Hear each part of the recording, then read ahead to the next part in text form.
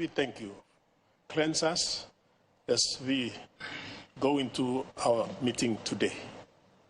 Cleanse us with your precious blood. We surrender ourselves to you now. This is our prayer, and we ask it from you, Father, in no other name but the precious name of Jesus Christ, who taught us to pray, saying, Our Father, who art in heaven, hallowed be your name. Your kingdom come. Thy will be done on earth as it is in heaven. Give us this day our daily bread, and forgive us our trespasses, as we forgive those who trespass against us. And lead us not into temptation, but deliver us from evil. For yours is the kingdom, the power, and the glory, forever and ever. Amen.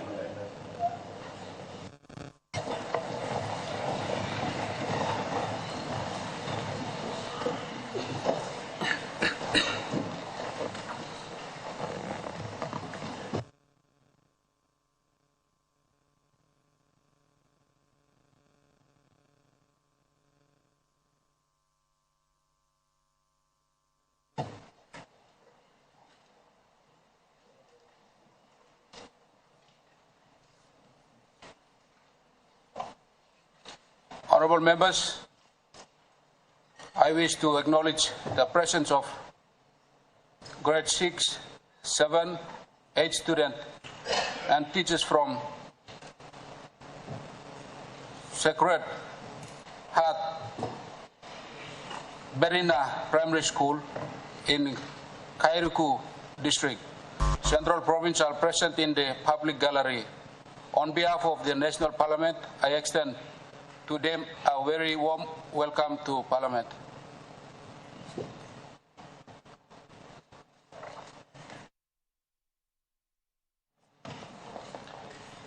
Are there any petitions? Notices? Honourable members, question time. Honourable member for notice. Thank you, Assistant Speaker.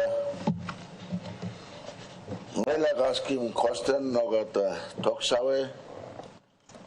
Egola Minister of Civil Aviation and the Lands Minister take note of this question.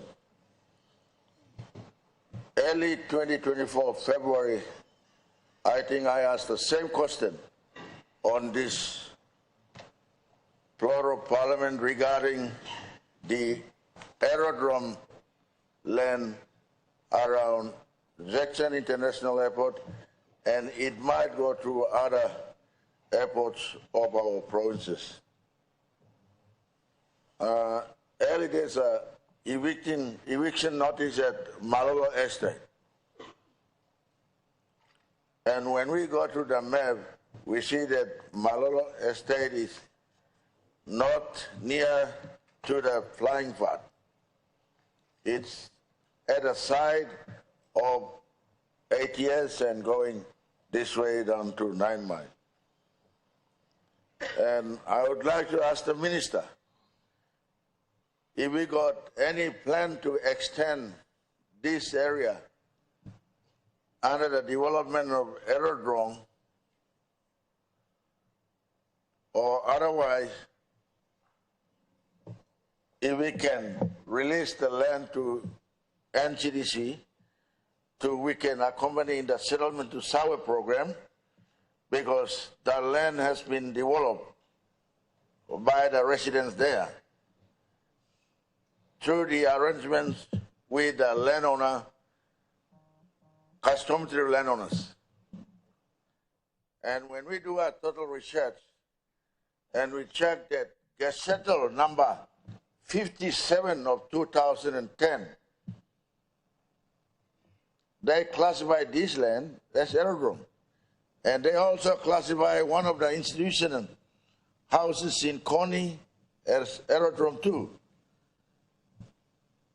And then when I see that also the other foreign companies going along right next to the perimeter fence doing development. So where is our people that are already developed, investing their little money to come up with feminine structures. So I asked the minister if we got plan on that area, which claimed to be Aerodrome, if they got a development plan. But since the city is growing, me and my governor are ready to capture disabled under my settlement to sour program. So if the minister can respond to that one so that we can accommodate them under our settlement to sour program, because people has been there for more than 30 years. That's question number one. Question number two, the aerodrome in land itself, if the minister can look at Gazettal number 57 and talk with the lands minister to review that Gazettal, because some of the land that they capture under this aerodrome, it does not specifically under aerodrome. So they have to review that one so that we can specifically capture the flying part, the wing part, flying wing, from the eastern side and the western side, and then the other land going ATS, coming back to airways. So that's my two questions. One, do they have the plan for Saiwara and people on the aerodrome outside of the perimeter of real aerodrome? Number two, do they have to revisit the Gazettal 57, 2010 on the aerodrome road that they can specifically identify where the aerodrome boundary? Thank you, Mr. Speaker. All members, before me give him Savel or Minister, me like Chai like talk Savel Sama. You may use him 2+ system now. All speaker, all earpiece by nona walk. Now you may use him 2+ system.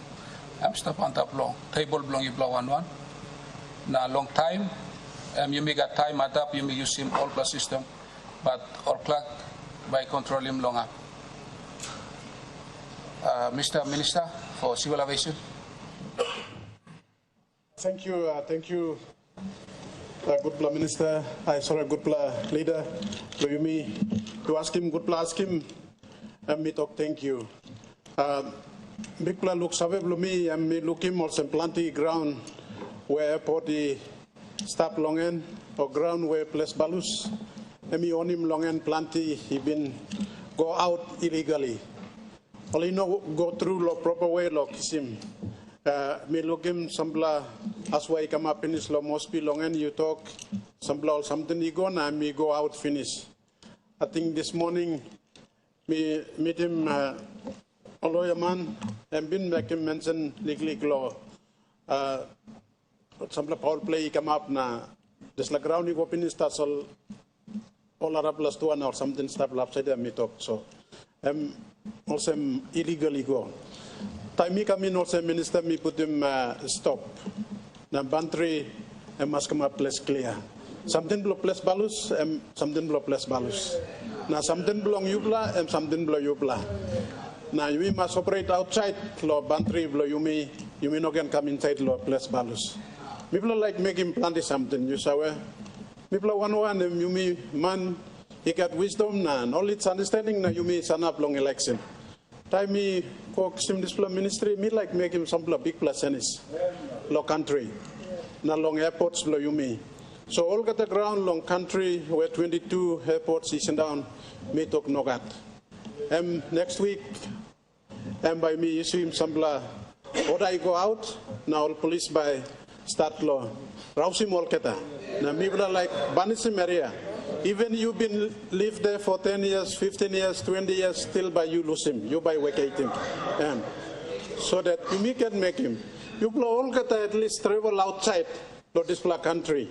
Some big hotels now, all Arab something and stop close to the airport. And people like him this guy now. People like him this can come up. So that you can make him some progress long airports below you me. Some priority areas that people like look mibla like bantri put him bantri lo display good. Not two also mibla me papain out some likely every inside lo display. Some areas that even the government departments, na government something too you mean like make him lo display. That's all Prime Minister and all ministers now, all members of Parliament. Good plan long give him ground. Yet some heavy you miss have a go inside too. Na kind of same so. You must look good na talk lot display. Mibla still work law kisim information na kisim long all arabla big play airports you may how you can make him Jackson's airport and by progress. And by progress, also big airport city na maybe you mean improve him or parking bay na you may make him running or runway. Also last time you make at 737 where me cut tire flat long runway na you may kiss him timely click you may divert him or flights you come maybe you may can make him narabla tubla lo side so that only can meet him display runway so that narabla got heavy and can send down long halfway narabla tubla or one play can in operations na kind something all same so some all big plans that me he got na me work lo talk round na some all man investors he come lo invest long big city na me need him ground you like give him ground lo NEC or lo airport am right that's why you like kiss him tambu.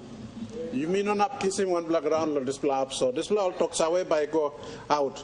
One him technical, one him title, one him function, one him you name him tamblo to masmino clear that. So as long as airport where place balus na mibla NEC look out him long end nogat. I'm by non happy go. Now you must think big. Now you can develop him Jackson's. Not to me like talk save too also mibla ready long Mount Harkin Airport, 40 million, please. State enterprise, take note now. One him, New Guinea, please give him some money. Na mibla start him. Mibla ready finish. Na mibla ready long display. Talk progress. He go close to by come up. Na mibla by sawe maybe 3 million, maybe 40 million. But you may can look him na. You may can put him money out na kind of sem so. Please help us to help you so that you can have a smooth flow in and out of this country Minister, or enjoy your Minister, domestic. Interrupting you. And you can question through China. Oh, sorry.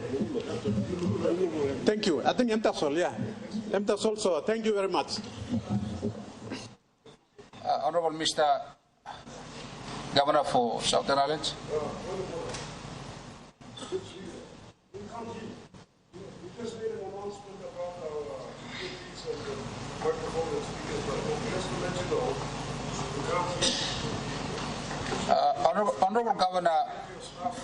Honorable Governor, me no giving floor law you yet. Me no giving floor law you law. Honorable Governor, me no respond law point of order yet. Okay, you can ask him one point of order you. Point of order me also me plan no na harm you. So you me no na harm you. So talking about staff blow all by organizing speaker blow you microphone blow you what something lo happen where you by talk na me by harm you. So we can't hear what you're saying. That's what I'm saying, Mr. Speaker. My apologies. Thank you.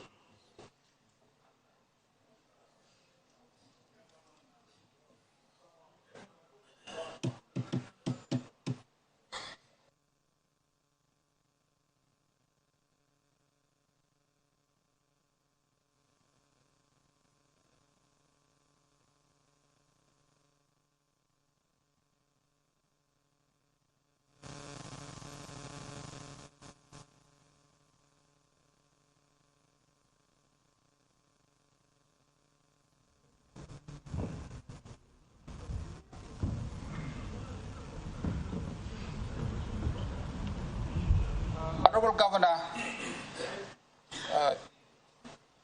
law point of order, you may make him announcement. Say work him announcement finish. Law you may use him nuclear system now na. You may operate law this like. Yeah, please by non up work. So you may use your nukla system. Time speaker I pick him you now you look him red light on him, but you can give him point of order or you can give him talk blue yellow floor. At the clear. Mr. Honorable Governor of Southern Islands. Thank you. Mr. Assistant Speaker, my series of questions without notice is directed to the good Minister for Works and Highways, the Honorable Solan Medicine. My questions, Mr. Assistant Speaker, relates to the stop work, abandoned sealing of highway from Mendi to Poroma to Nipa and to Hela. Mr. Assistant Speaker, the sealing of this road from Mendi to Poroma to Nipa and to the Hela province right now is an eyesore. After the national government awarded the road sealing contract to Oceanic Construction Company some years, in 2021 or thereabout, Mr. Speaker, my people of Nipa, Poroma, Nembi Plateau, and Kutubu are complaining. When will the sealing of this road commence, as there is nothing happening after the contract was awarded? Mr. Assistant Speaker, this road is important. Karem, Kagoblo, PNG, LNG, Ego Kam. Namipla, Ilon, Simdispla, contract, Sampla, Iego finish, now walk in or start. So me ask him, Minister for Works, can you assure my people, the province, when will this sealing work start? Secondly, Mr. Assistant Speaker, how much money has been paid by the government to this contractor for this work to date? I say this because the people of Southern Highlands need to know the contractor has stopped work. The contractor has been blaming the state for not honoring the contract. And after following through works, they have advised us that money has been paid. So we are going around in circles looking for a contractor and coming back to the state. So some clarity must be made to the people on the progress of work and how much has been paid on this very important national highway. Thirdly, Mr. Assistant Speaker, I note that the government has been paid close to 10 to 14 million in tax revenue by ExxonMobil and the PNG LNG partners. Right now, you go to Tindom Hill in Nipa, saving the PNG LNG footprint. This section of the highway is not possible for any vehicles to travel. There's no LNG cargo going up that way. And then you leave Nipa Secondary School, going towards Magarima, that road is gone. The highway on this hill has been washed away, and many big trucks carrying cargoes to the LNG site are not able to travel this road, Mr. Speaker.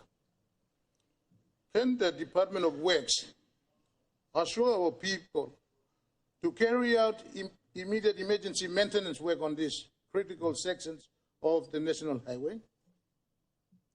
Finally, Mr. Speaker, the questions on sealing of this road from Mendi to Poroma to Nipa and to Hela has been raised time and again in this Honourable House by leaders from the Southern Highlands province, including the member for Nipa Kurubu and now Minister for Defence, the Honourable Dr. Billy Joseph.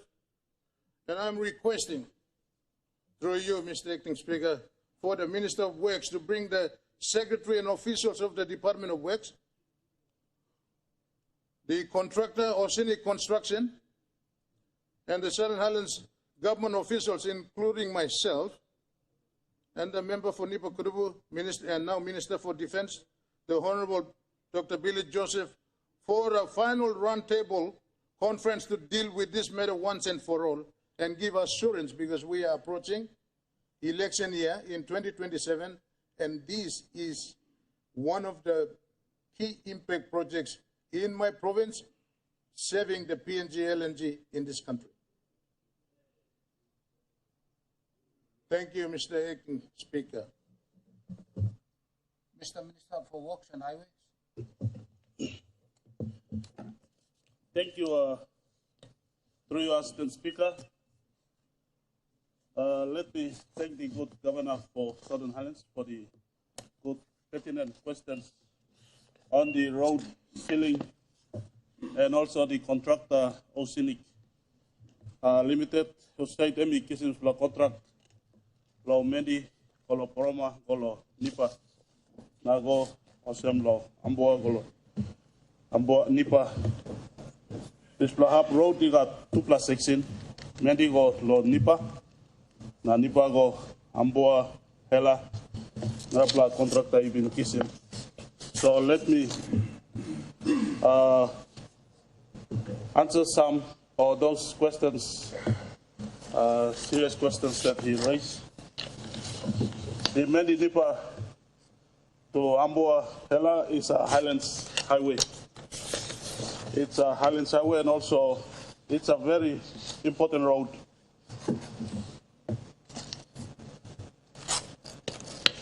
That leads to Hela. Let me answer those questions in a statement form so you can aware of what's happening with the road. Mr. Speaker, Assistant Speaker, currently the Contractor Oceanic Limited, which is a local contractor from Southern Highlands, is working on that section between Mendi to Nipa Station, Koselo Poroma, Nagokotalo Nipa Station.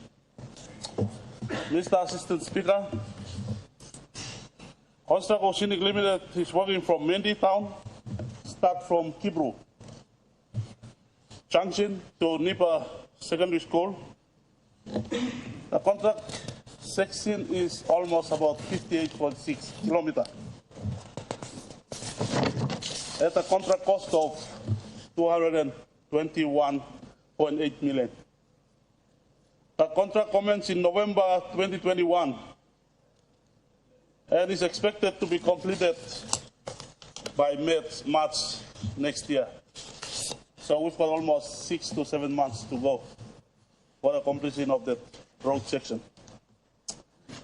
Mr. Assistant Speaker, the contractor, Contractor Oceanic Limited, has been paid according to our records 85.3 million from the works and highways. Kina in progressive work claims. So he lodged his invoice, we pay him almost 85.3 million. Kina in progressive work claims. The contractor was also paid 34.5 million as advance payment in 2021. When the contract was signed, we paid advance payment. Advance payment, 34.5 million was paid. In total, the contractor has been paid almost 119.8 million. Kina, the contractor has been paid 54% of the total contract without contract amount with a balance of 46% remaining. Mr. Assistant Speaker, the contractor has been on site for the last 43 months, which is equivalent to 3 years and 7 months. The contractor has a balance of only 7 months before the contract is lapsed. The contractor has been already used up almost 82% of the time, and work on site is only 36%. Mr. Assistant Speaker, in relation to physical works progress on the site, the contractor, Contractor Oceanic Limited, has only achieved 36%, which is equivalent to 21 kilometers of road works so far. it has only sealed, the contractor has only sealed 6 kilometers of road and 23 kilometers of pavement works and 20 kilometers of drainage works. Mr. Speaker, as far as my department is concerned, we have honored the state commitment in paying the contractor 54%. Of the contract amounted almost 120 million in total payments since he got a contract in 2021.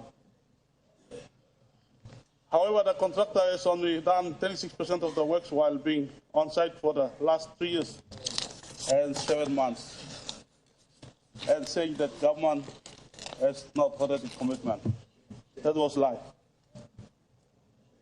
Mr. Assistant Speaker, the contractor Contractor Limited has been paid extra 18% in comparison to physical works and financial payments to date. The contractor is 28% behind time for the completion and has an outstanding work of almost 64% more to go, yet to complete. The contractor has only 7 months to complete the 64% outstanding works, which is not possible. Mr. Assistant Speaker,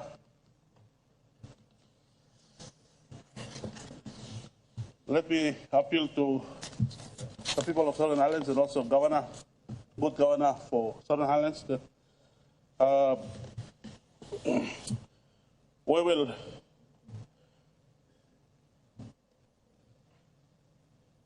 as a good contract administration from my department, I will direct my department officers to ensure such poor performing contractors will be dealt with accordingly under the terms and conditions of the contract as settled by good governor. We will meet with, also let me appeal to you that we will meet you and the team from Southern Highlands to solve this problem once and for all, as you have stated.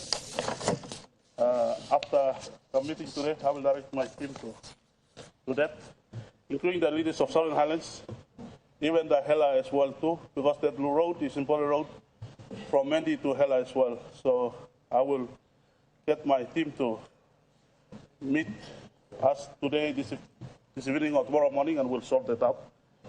Finally, Mr. Assistant Speaker, particular project has been also audited by the external auditors and engaged by the Procurement Department as well too. So that particular section of the road is also under audit as well. So let me appeal to the people that we will have the audit report.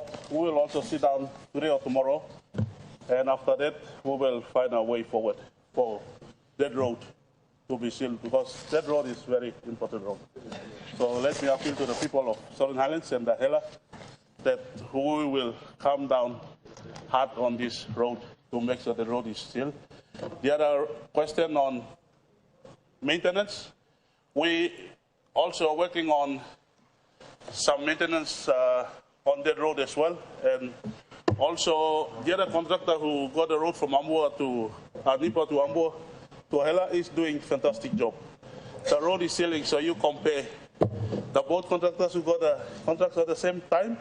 The other one is going to complete it very soon, and the other one didn't progress the work very well. So I think it's a good concern raised by the Governor for Hela, Southern Highlands, and we will sit down and get this solved.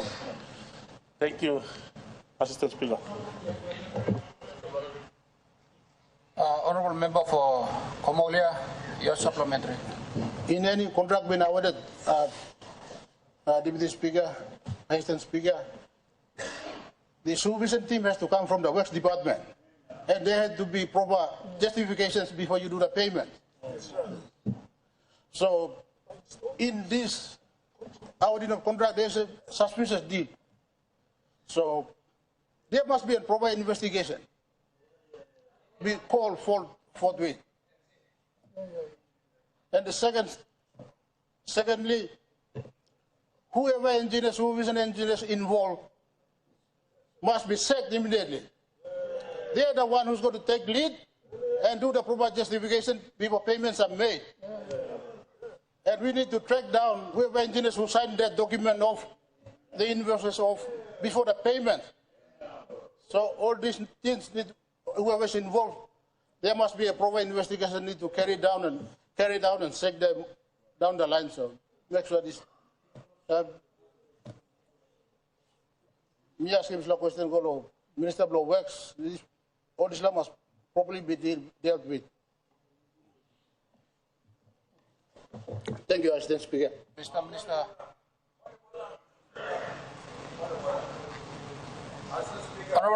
Honorable Governor for Morobe, what is your point of order? Time indicator is known, so how do we know that how much time left? How much time would we have? So can you clarify this, Mr. Speaker? Time on the base days off.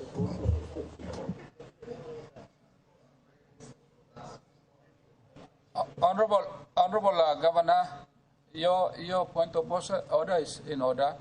I think Chairman talks away now, Chimpenis. Mipla got time, Mipla use him. At up longer them, you may use all plus system the time so. Time only or clock you control him long, yeah.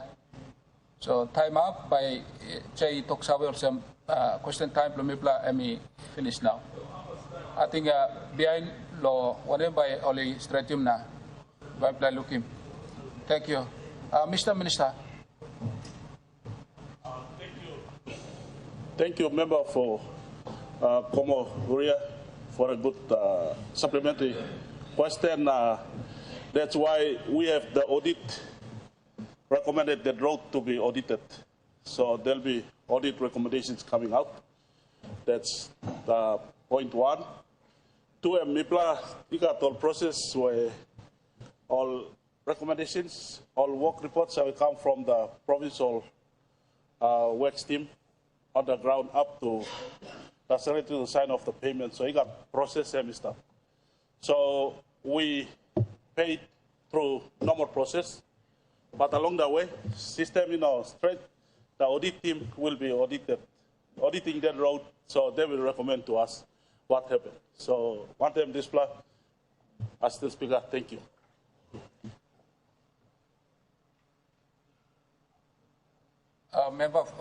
Honorable member for Kanatu, your supplement. Thank you, Assistant Speaker. Now, this is an important aspect of the development in our country when we talk about road developments and funding that's been committed by the government for this program. And we see a large part of the budget being spent on roadworks. Now,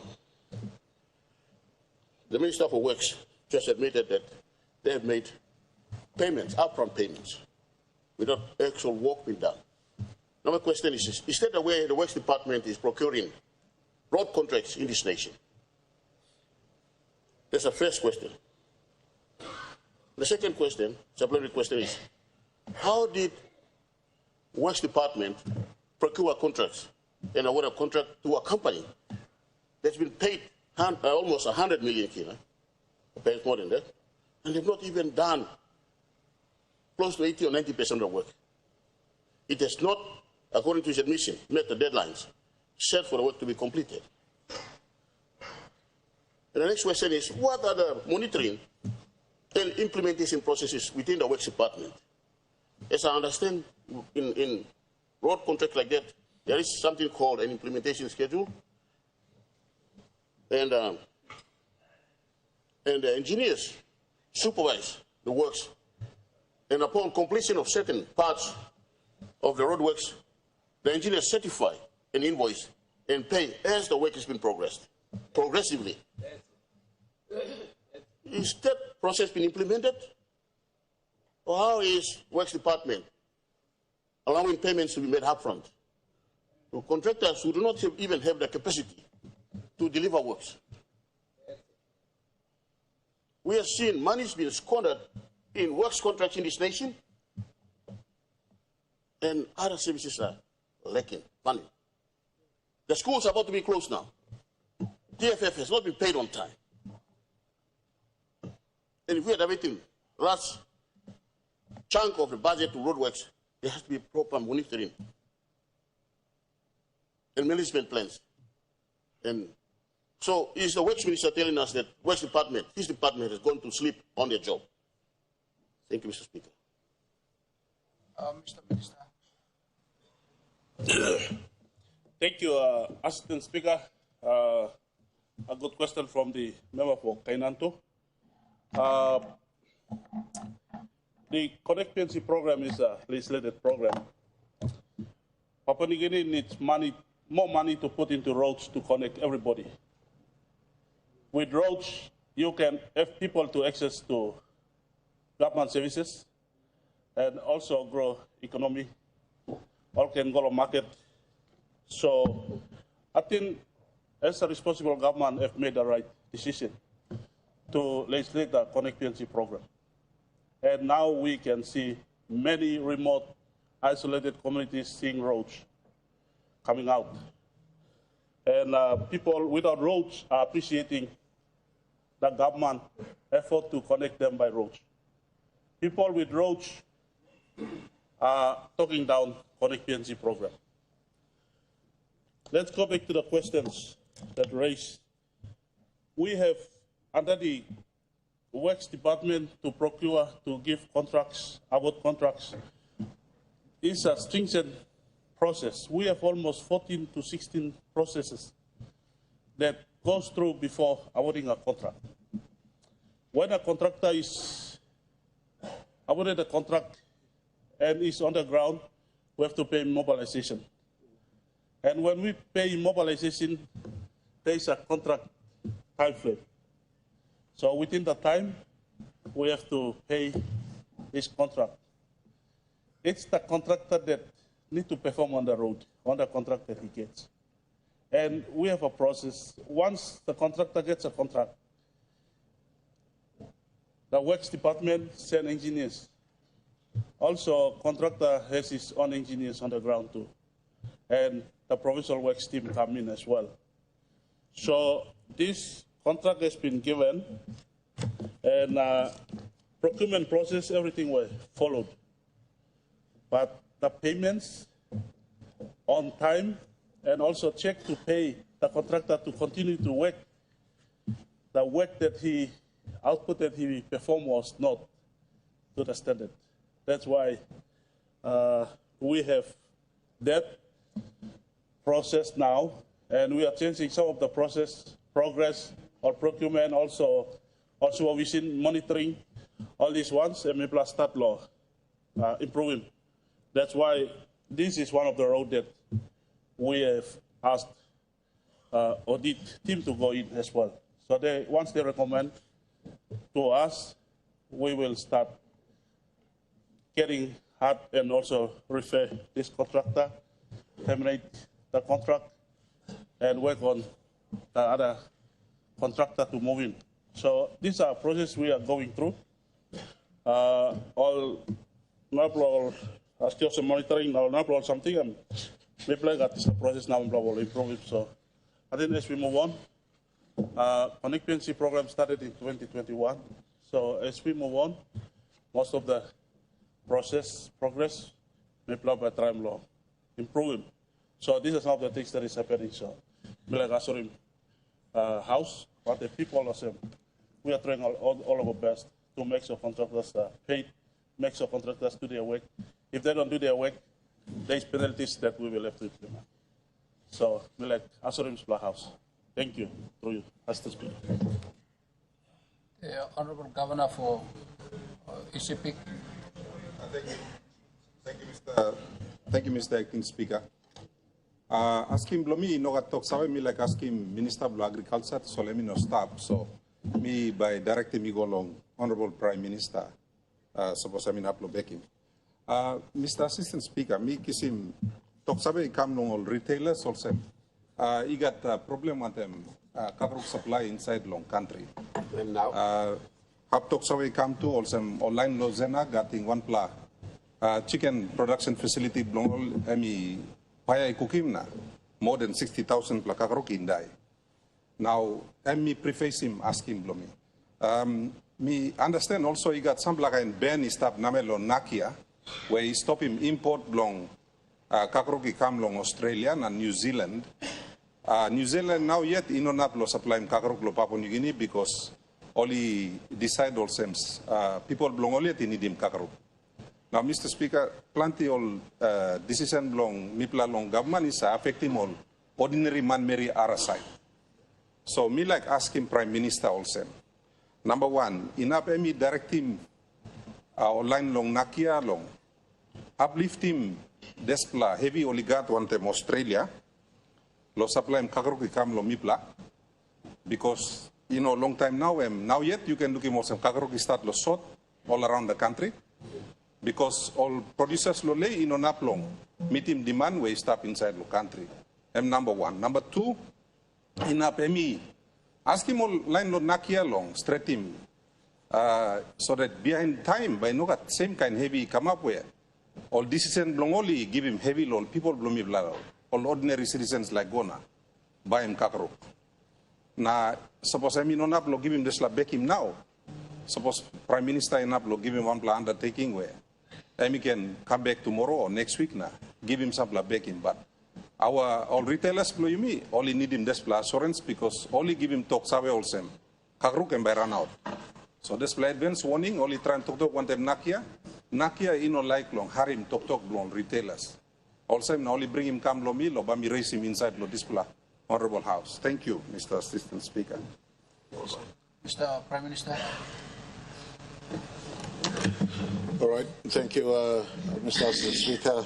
We like thank you for question long regional member of ACP Governor. Bed law ask him this important question. Pass them through.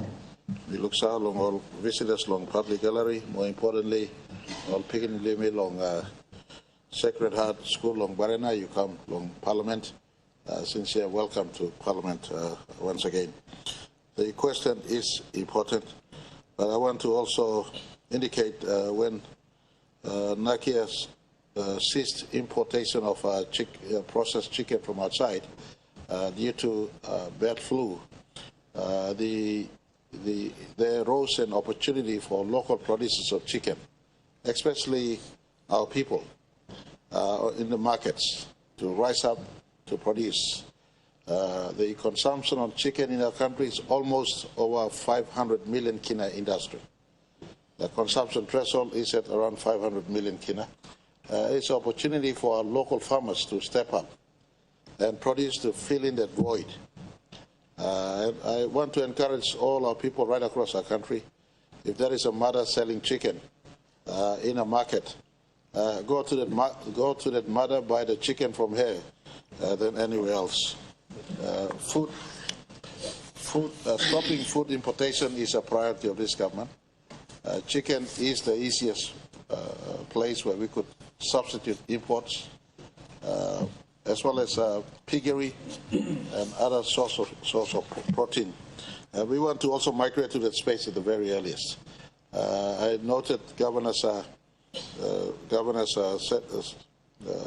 reflection that the manufacturers or producers of chicken in our country, and they're also local companies, so we want to encourage them to go into this space. The government policy overarching would be that at a point in time, no more importation of chicken. And so we want to work. Minister of Commerce is on the drive to, I beg your pardon, international trade, and in fact commerce, both of them on a drive to work with those chicken processing companies in our country, the poultry companies, to ramp up production locally instead of relying on import of cheap chicken from Asia or from Australia or elsewhere.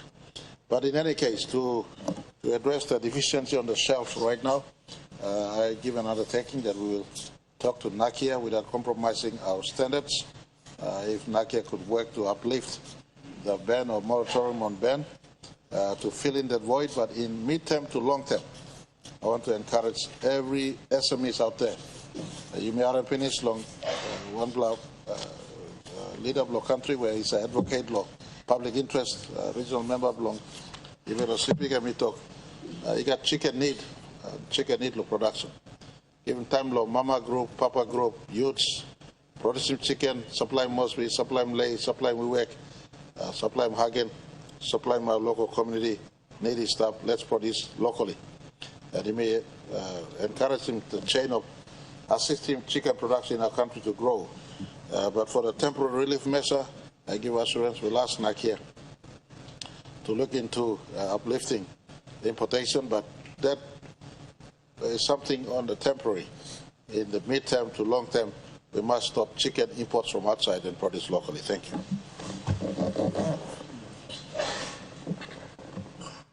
The Governor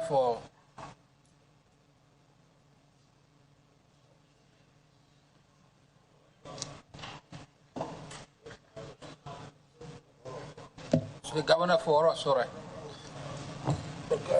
Thank you, Mr. Assistant Speaker. Just a couple of things I wanted to comment on. I think the point by Governor Morobe is quite important because we don't know the actual time for the question time.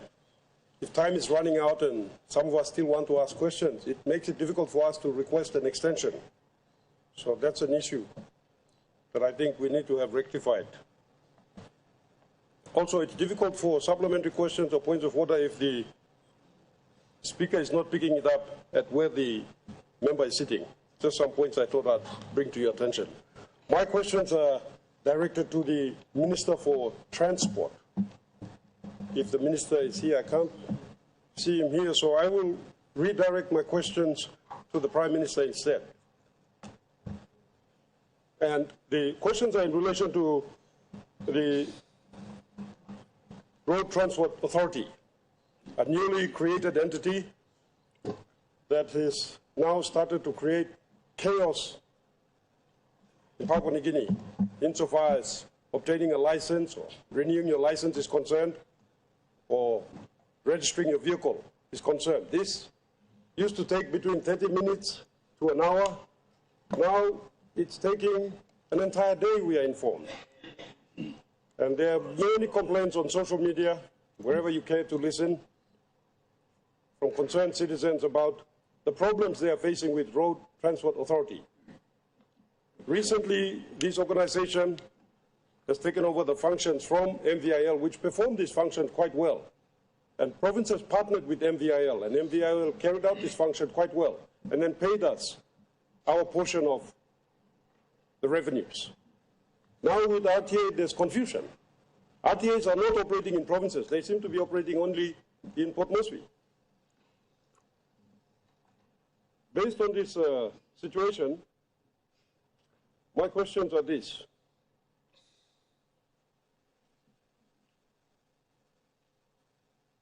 Through you, Mr. Assistant Speaker. Minister, what specific actions are you taking to address the drastic decline in efficiency at the RTA, where service that once took less than an hour under MVIL now consumes an entire day for many citizens? Question 2. Minister, is your ministry aware of the widespread public complaints regarding the poor performance, service, and apathy from RTA staff, and what immediate measures will be implemented to ensure our people are treated with respect and professionalism? Today, I had to go through a roadblock where RTA officers, you can't tell the difference between them and the ordinary boy seller. Tomorrow is Friday. You're going to go through several of these roadblocks. And when you come off the international, when you come through the international airport, if you're a visitor or tourist, the first public servant you will confront after you leave the airport will be an RTA officer, his mouth full of boy. You can't tell whether he's public servant or he's boy seller. That's what confronts our visitors. And then if you go to the RTA office now, I've received several complaints about the apathy demonstrated by the public servants that are working in there. The lack of care they have for our citizens and our visitors, investors, etc. Question number 3. Minister, can you justify the mandate and operational guidelines for the frequent RTA roadblocks, which many citizens perceive as targeted harassment rather than genuine and safety enforcement? Many of these vehicles, unroadworthy vehicles, no brake lights, no indicator lights, are still running around today. even after all these roadblocks. What are we achieving? In most countries, they have done away with this type of activities because they are living in this century where the technology allows them to carry out these activities without having to carry out roadblocks that consume a person's entire hour or 2 hours of a day. Question number 4, my final question on a potential policy review. Minister, given the demonstrable failure of the RTA to deliver these essential services effectively, will your ministry commit to a review with the view to return these functions to the proven and efficient administration of the Motor Vehicle Insurance Limited? Could you carry out also a rate of return diagnostic of this organization to see how much it costs the Papua New Guinean citizen as opposed to how much it benefits us? Thank you. Those are my questions. Mr. Prime Minister. Thank you, Mr. Assistant Speaker. Let me thank the Regional Member of Oro, Governor Jufa, for raising this important series of questions. I just got to the second question. Was the Minister aware, or rather, am I aware? I am absolutely aware of the public sentiments, including from our own caucuses, on the inconveniences that has been caused with the latest transfer of functions back to RTA. I have given instructions that the functions be returned to MVL for the vehicle registrations. Thank you. So I will follow up on my instructions that has been passed. I've also noted, and I'm aware of the continuous hustle in the name of road safety. I think in this day and age of technology, a work between MVIL and RTA could uplift the standard of vehicle inspection, especially at the point of inspection and point of vehicle registry in respect with safety and roadworthiness. So those instructions have been passed, but in the interest of responding satisfactorily to the series of questions raised, I will now ask through this broadcast, ask the RTA and Chief Secretary's office to meet and to ensure that the functions that needs to go back, especially pertaining to vehicle registration, is restored back to MVL. And by the way, MVL never released those functions. It was assumed in the operation of law, but because RTI is responsible for road transport, we will certainly restore it back to MVL to make sure that they continue to function as a vehicle registry hub. RTI remains an important instrument set up by governments before to make as a body that supervise the continuous maintenance of road. Doing road is one thing, but maintenance of road is another thing. And so it was intended to set up to maintain road. Unfortunately, our ability for user pay in our country, the way it was structured was for a user pay basis. The ability for user pay in our country is still not strong. Most of people are social users. And if you ask them to pay for using a road, they will not have the ability to pay to use, let alone the sense of entitlement that our country has born into. And so it is a creation of law that is really like an appendix to other parts of government instruments. We, in our effort to relook at all structures of government that we carry in our country thus far, it is one body that is under strong consideration for either amalgamation or redundancy, or if not, make them serve better in spaces that they are useful of, instead of assuming functions that will not complement efficiency but create impediments. I hope this answer is sufficient, but Governor, certainly through your question, I will meet the organization's concern. The Minister did convey his apologies. He will not be in session today. There's an emergency back in his electorate, and he had to leave for his electorate this morning. Likewise, the earlier question for Minister of Agriculture, he's got a personal emergency. As a person closest to him and his family is down with illness, so he's attending to this matter. Thank you very much, Mr. Assistant Speaker. Honourable members, asking me nogat tuksawe, I may finish. Leader of government business. Thank you, Mr. Assistant Speaker. I ask leave of Parliament to move a motion without notice. Is leave granted? Leave granted. Mr. Assistant Speaker, I move that so much of the standing orders be suspended as would prevent notice numbers 162, 163 government business being called on forthwith. The question is that the motion be agreed to. Those in favor say aye. Aye. Those against say no. The ayes have it. Clerk. Notice number 162, Minister for Community Development, Religion and Youth.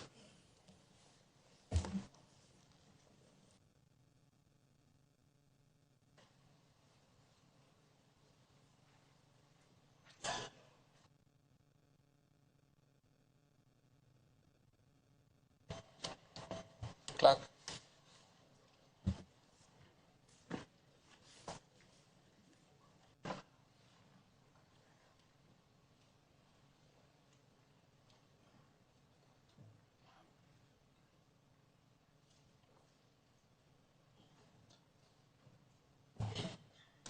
Mr. Minister for Community Development and Youth.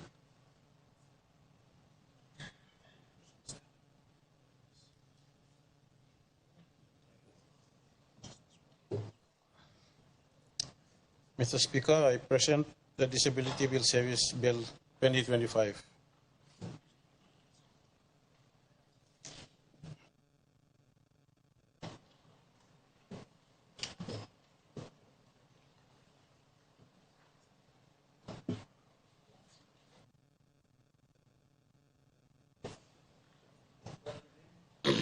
A bill for an act to provide for the promotion and protection of the right of persons with disabilities and for related purposes. Mr. Minister for Community Development and Youth.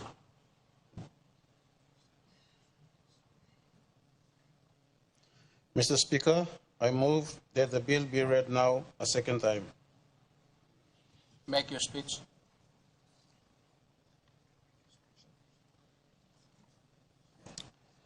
Mr. Speaker, I speak representing the 16% of our nation's population, which is about 1.6 million people who are the persons with disabilities, PWDs.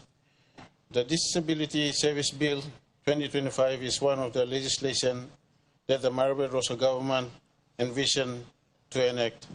I therefore take this opportunity to commend the Maribel Rosa government for the foresight in ensuring the welfare and well-being of our people with disabilities is taken into account through the enactment of this legislation. Mr. Speaker, by the way of background, our government signed the United Nations Convention on the Rights of Persons with Disability, CRPD, in 2013. As part of this convention, the state has an obligation to domesticate the UN CRPD in the context of PNG. Consequently, the Department of Community Development and Religion developed the PNG National Policy on Disability, which sought the developed the PNG National Policy on Disability, which sought the approval of the National Executive Council in its decision number 100-2015. The new bill aims to achieve the policy intention in the PNG National Policy on Disability. The bill also implements the Constitution in the making of laws for members of the underprivileged and to provide equality to persons with disability.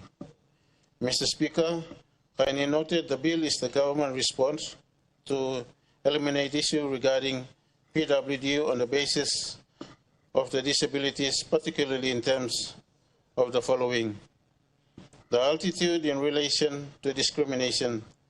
Society views disability as an health issue rather than a development issue. When physical disabilities are considered, persons with disabilities miss out on many opportunities because their abilities are not considered. The policy directs for affirmative action to be taken to include persons with disability in all spheres of life. Taking infrastructure into consideration, many buildings, transport service, and accompanying infrastructures are unconducive for persons with disabilities. This barrier hinders mobility and accessibility for persons with disabilities and prevents them from meaningful participation, learning, and development. Mr. Speaker, the issue of accessibility. The accessibility barriers that persons with disabilities encounters disadvantage them from opportunities for better their lives. The bill will provide for a coordinated effort from stakeholders to create broad-based action to address accessible barriers faced by persons with disabilities. Mr. Speaker, the bill will furthermore provide for our people with disabilities equal opportunities in education, employment, healthcare, vetting rights, and community participation. Hence, the bill is especially about promoting the equality of life, lifelong protection, and social support system for people with disability by the government. Mr. Speaker, I would like to convey this to the people with disability population in our country. Your government have your best interest. Through the commencement of the bill, the DFCDR, in participating with DPLLGA, will market the objective of the bill at the subnational level and the other stakeholders. Subsequently, the National Disability Advisory Committee, Provincial Disability Coordinating Committee, and the District Coordinating Committee on Disability will be established as a call for by the bill. Furthermore, in partnership with CLRC and DJAC, some consequential amendments will be made to the existing legislation to fully realize the intent of the bill. Mr. Speaker, I conclude, I would like to inform all of us that disability is acquired through hereditary, aging, elderly, or through accidents. Any one of us could become a PWD in the future. Therefore, our current and the future segment of PWD populace, this bill will create a sustainable system that will protect, promote, and empower the rights of all the persons with disability. Having said that all, I henceforth command the bill service Bill 2025. Thank you. Mr. Prime Minister. Mr. Acting Speaker, me Senate Pastor through long. Commending Minister of this important bill. Me talk sorry about statement blogger circulate. But the bill basically simple. For the first time now, where we got one law in Banisim, people living with disability in our country. Work with me as a member of parliament in Olokam Kisim, check the DSIP, PSIP taso. Me hamma si me sit down witnessing one historic bill in the face of a 50th, a bill to envelope over 1.5 million people in our country who live with some form of disability. About 4 weeks ago, I had the distinct honor of my life to be in and amidst the leaders of our 21 provinces and the autonomous region of Bougainville, the leaders of disabled people. Some were blind, some were partially crippled, some were crippled on both legs, sitting in wheelchair. Some blood no got hand. One of my own schoolmates in Kabifa, and Logan and Medley, and Yao Pass, and President Long, the President of this group too. They said, Prime Minister, you first floor Prime Minister Logam sit down on the disabled line. I'll ask him this law. Long we playa. There must come to Parliament hurry up. I'm talking about work start finish, Minister play driving or something. close to Bakam. I mean, like to thank you too much, Minister, na Department Blue. Protecting the least of the least amongst us, the weak of the weakest amongst us. I want to say will bring joy to them that they are being finally recognized in their own country. Will I encourage some other member, you may stop. The people living with disability amongst us. Construct your school and infrastructures and the public infrastructures with consideration for those who do not have the gift of sight, those who are not walking properly, those who are on wheelchair, those who are deaf. We must be conscious that this report says 16%, but in global average, it is believed about 10% of population live with one form of disability or another, as far as United Nations statistics is concerned. And Mila asking him, give him support. If it is in this paper's time, from both sides, stand up and talk to those people living with disability. We love them. We care for them. We finally, through this parliament, bring a law that protects them, envelops them, and will allocate resources to them so that they too live with dignity in the country they are born into. And I want to commend the Minister for your tireless work, and to all people of any form of disability in our country. On behalf of my own family, my wife Rachel, my children, and my people of Taripori and the country, all in all, want to say, in our 50th anniversary of our nationhood, this is a gift to people living with disability in our country, to protect you, to tell you the country loves you. You're equal, just like any one of us who are equal in this country. Thank you too much. Honorable Deputy Opposition Leader. Thank you, Assistant Speaker, for giving me opportunity.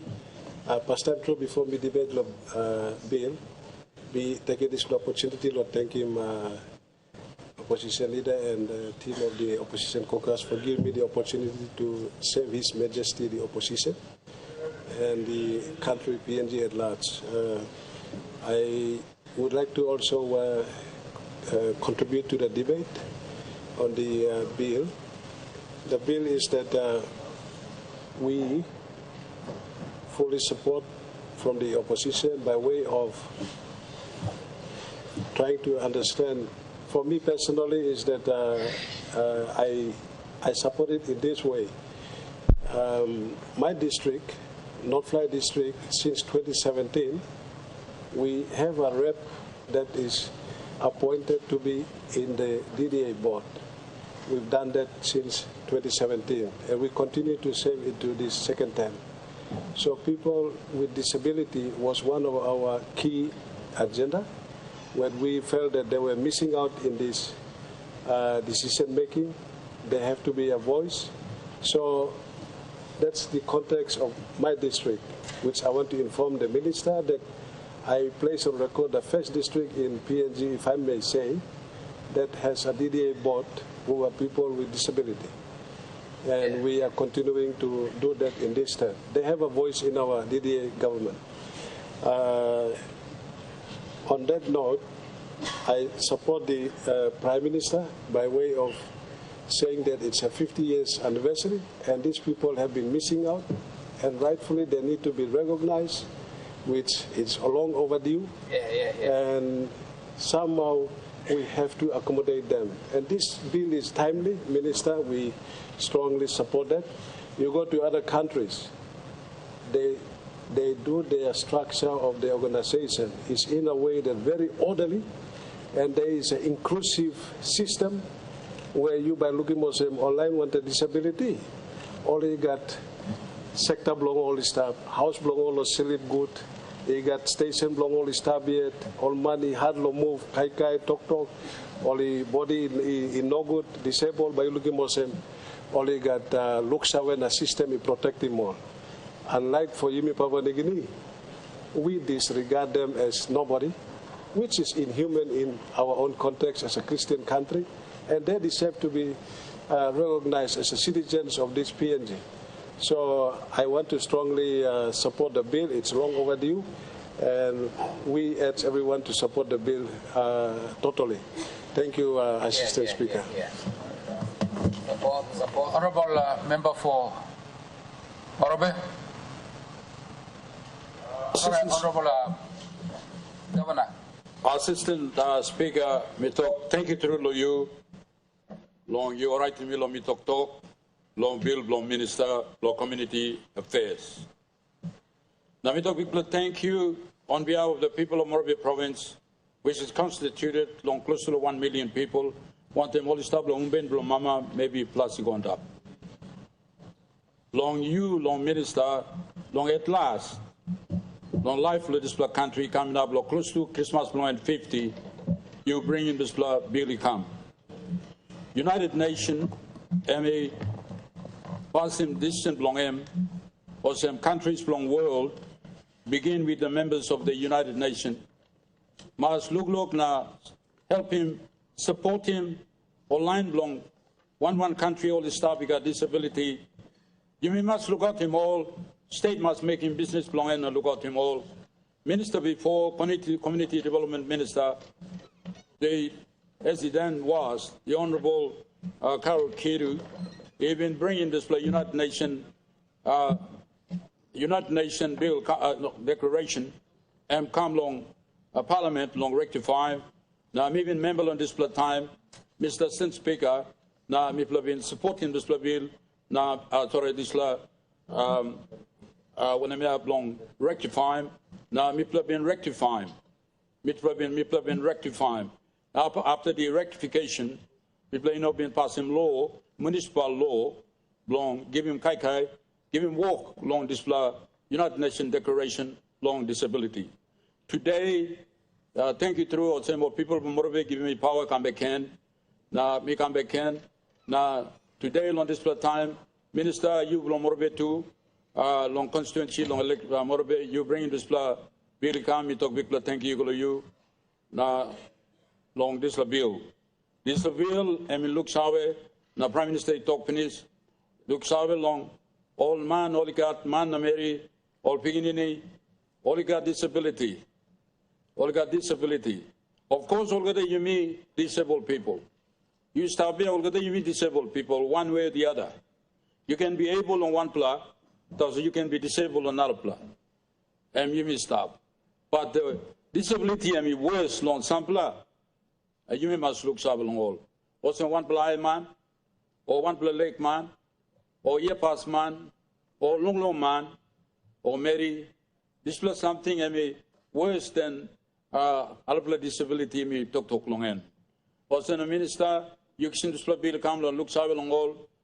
Long law. You may pass him law, long give him obligation, equal on government, national government, obligation, equal on provincial government, obligation, equal on the local level government, now obligation, equal on administration, long country, and hopefully, equal on private sector too.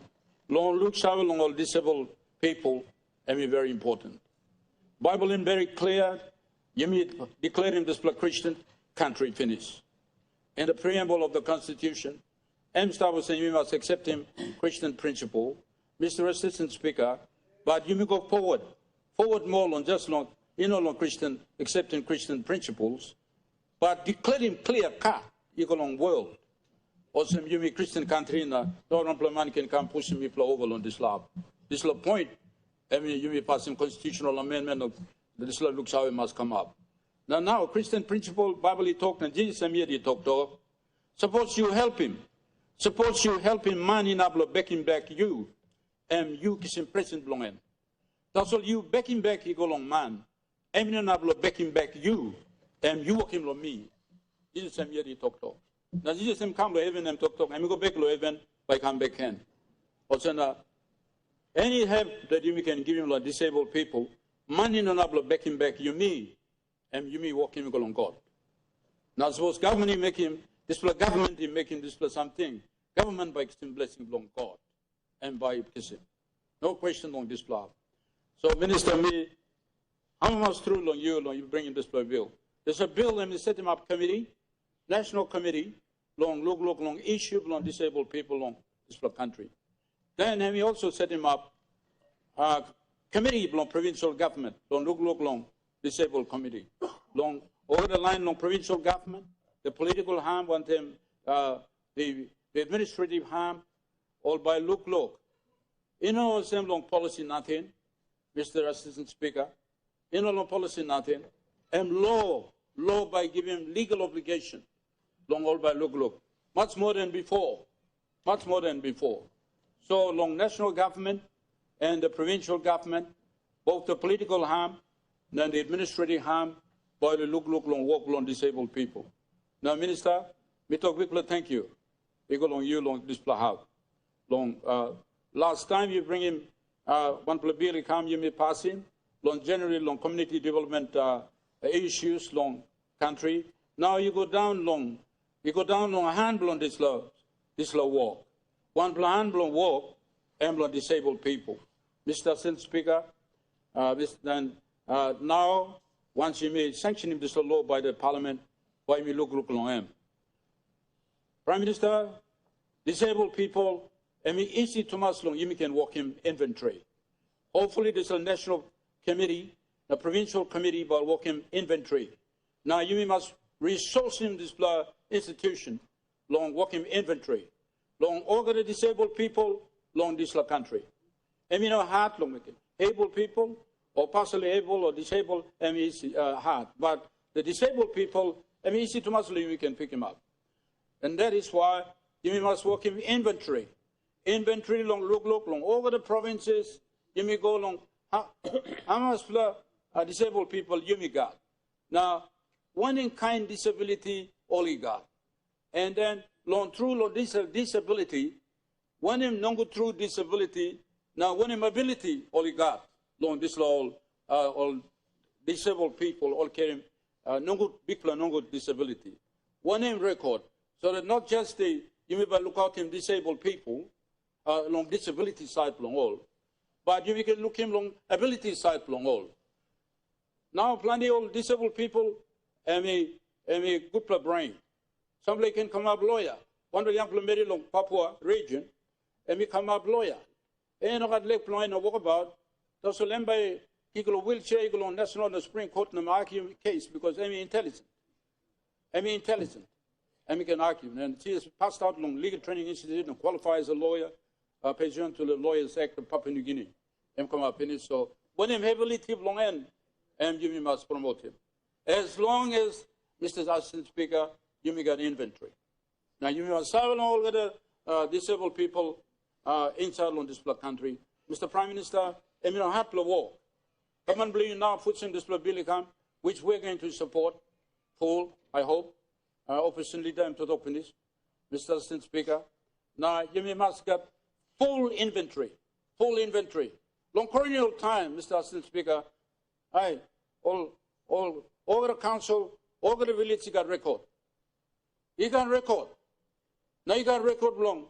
Didn't man walk? One can walk, health walk, all that up, including disability. Even got record. Today now, the same not stop, but Prime Minister Mina talk with him and by you know not make him. And by you make him, Prime Minister. Also in the inventory is what we need in this country. And then time you must how long we saw them disabled people, then we put resources together. Long helping one way, long helping them, long disability long him. And you must make him. Prime Minister, Assistant Speaker, me no come nothing here in the talk. Me no come nothing here in the talk. We like talking nation. We like him talking nation. Me set him up Baba Fit Trust, long provincial government. Baba Fit Trust. Long talk for them minimum help him trust. Trust will help him all people. Online pastor and evangelist, governed by payroll. Online widow mothers, not single mothers, government will give him money available on all. Online disability, government make him available. Now we put in 10 million budget, long local diplomata. And we have begun already. We got inventory, Mr. Assistant Speaker. Lomorbe, we got inventory. We know exactly how much for disabled people is in Morbi province. We know it. And what forms of disability only got, we have it. And we know from the disabled person, best voice disabled person, whatever ability we can perform it. We already have a record from Morobe provincial government. We already have a record of widow mothers. We already have it. We already have a record of single mothers. Now, 5-minute mother, sorry, 5 minutes I was saying. One plan, I must start on a picnic kamal. And me block 5 minutes, long all. But single mother, and was married, na stabiko, na man kirapke, na lucian man. And this plan me block single mother. Now, a widow mother, and married good is stop, that's all. Papa got it, kissing papa. Nice stop. So long this plan, me play got inventory finished, na me come to talking this parliament. Now, me block commencing payment 3 weeks ago. Now, me block putting 10 million. Now, me plan answer him all. Me plan answer him all. Also, now me come here, I talk with authority. You don't come to talk nothing. I talk with authority. We have to implement this thing. All the disabled people, you go ask him all. All the widow mothers, you go ask him all. All the single mothers, you go ask him all. All the 5 minutes mother, you go ask him all. All the pastor, evangelist, not just for the Lutheran church, Mr. Speaker, because Morobe is almost 95% Lutheran. But we take it to all of the churches. 7-day church, AOG, Four Square, Catholic, Baptist church, all our church, Christian church, Papa God, and Spirit of God, talking about come up in this country. Also long as all staff of Morobe, we plan give him all. One kind, not just a Morobian citizen, not just a Morobian citizen, Papua New Guinea citizen living in the Morobe province. We plan give him all a benefit on this Babafi Trust. Now we are on his way to introduce a bill in this parliament, long establishing this trust by law, by establishing. You know, we're talking Papua New Guinea, come to helping Mipla. No. Mipla must make him here, the Morobe provincial government. Money belong and Bampla working. Because Mipla less no blessing belong God. Mipla less no blessing belong God. Blessing belong God, Mipla must kiss it. That is why, Mr. Assistant Speaker, this bill come, and by setting up this provincial committee, of course, this Babafi Trust by come up one agent belonging by staffing cell on this committee, provincial disabled committee. Now by give him school, give him survey, give him thinking, give him experience. What we already done, Prime Minister, we have already began in the Morobe province. No come to talk nothing. We have already began. So Prime Minister, you come up. The Minister, you introduce him bill. Thank you. It's going to be a law. It's going to be a law, and then by virtue of this, by virtue of the implementation and operation of this law, by helping disabled people. And I'm so Prime Minister today, United Nations by talk thank you to you. United Nations by appreciate him, work you make him now. Work him now, and the Minister, what you're doing is very good, and you will have all the support from the Morobe provincial government. I can't speak for the rest of the province in this country, and belong all lead governor and all members, distinguished members, all by talk. But Yumi looks out, long old man, and nablo backing back like Yumi, and Yumi walking me go long, big pla. Now big pla, by capture him, more blessing, become in this country, long now, not long behind time. So, Minister, you're guaranteed of my vote. Thank you. A member for Thank you, Assistant Speaker. Itu mi amo maslo Minister, gutla wokem mukin na karim slapilika. Na algara tok brata wokem tu em gutla tok na mi amo mas. Me just like legally point us all me like wokem law section 35 law draft bill. Where em tok law give him accessibility. Em tok also em law em talking by giving reasonable access law algara indoor outdoor facilities, public transport information. This is a point here, and one important point. Narpla lo DM talk law reasonable adaptation of buildings, infrastructure, vehicles now working arrangement. And this is a two point here. You may need to enforce him. Now all people will enforce him. Law side law government and law buildings and building board na fiscal planning. Correct. So what they should do now that this will come up law. Fiscal planning na building board must making compulsory criteria. Yes. Time design na building planning come law desk law la approve law development law take place. one of the compulsory requirements for them, all must pick him up this point. Now, talk also no one development by me approve him unless you put him one provision law or this category of citizens of Papua New Guinea. All must enforce him. This is one important universal statement of right that this Parliament now today lo asking the minister now by me passing this bill. But I mean no can go like other bills and go collecting dust. So Yumi Usatman, you responsible building board, fiscal planning, conveying this message that government now working on big declaration now in law. Now all must give him effect. So no can approve him one plan come inside, provision, got accommodation law of disabled people or accessible infrastructure facilities. And including all buildings, roads, and works minister can take note of this. All designing road to our blame, got space blow wheelchair, na kind of say in and out law car, na going to building facilities, so no got to side law works minister to can take note of this plan. So unless all government institution responsible only enforcing this plan talk blame me, no good by this talk and by Pundam. So me ask him, all take note now, all must incorporate him into their criteria for decision making, make him compulsory, pick him before you approve him. Thank you, Assistant Speaker. Member for Wawaria. Thank you, Assistant Speaker.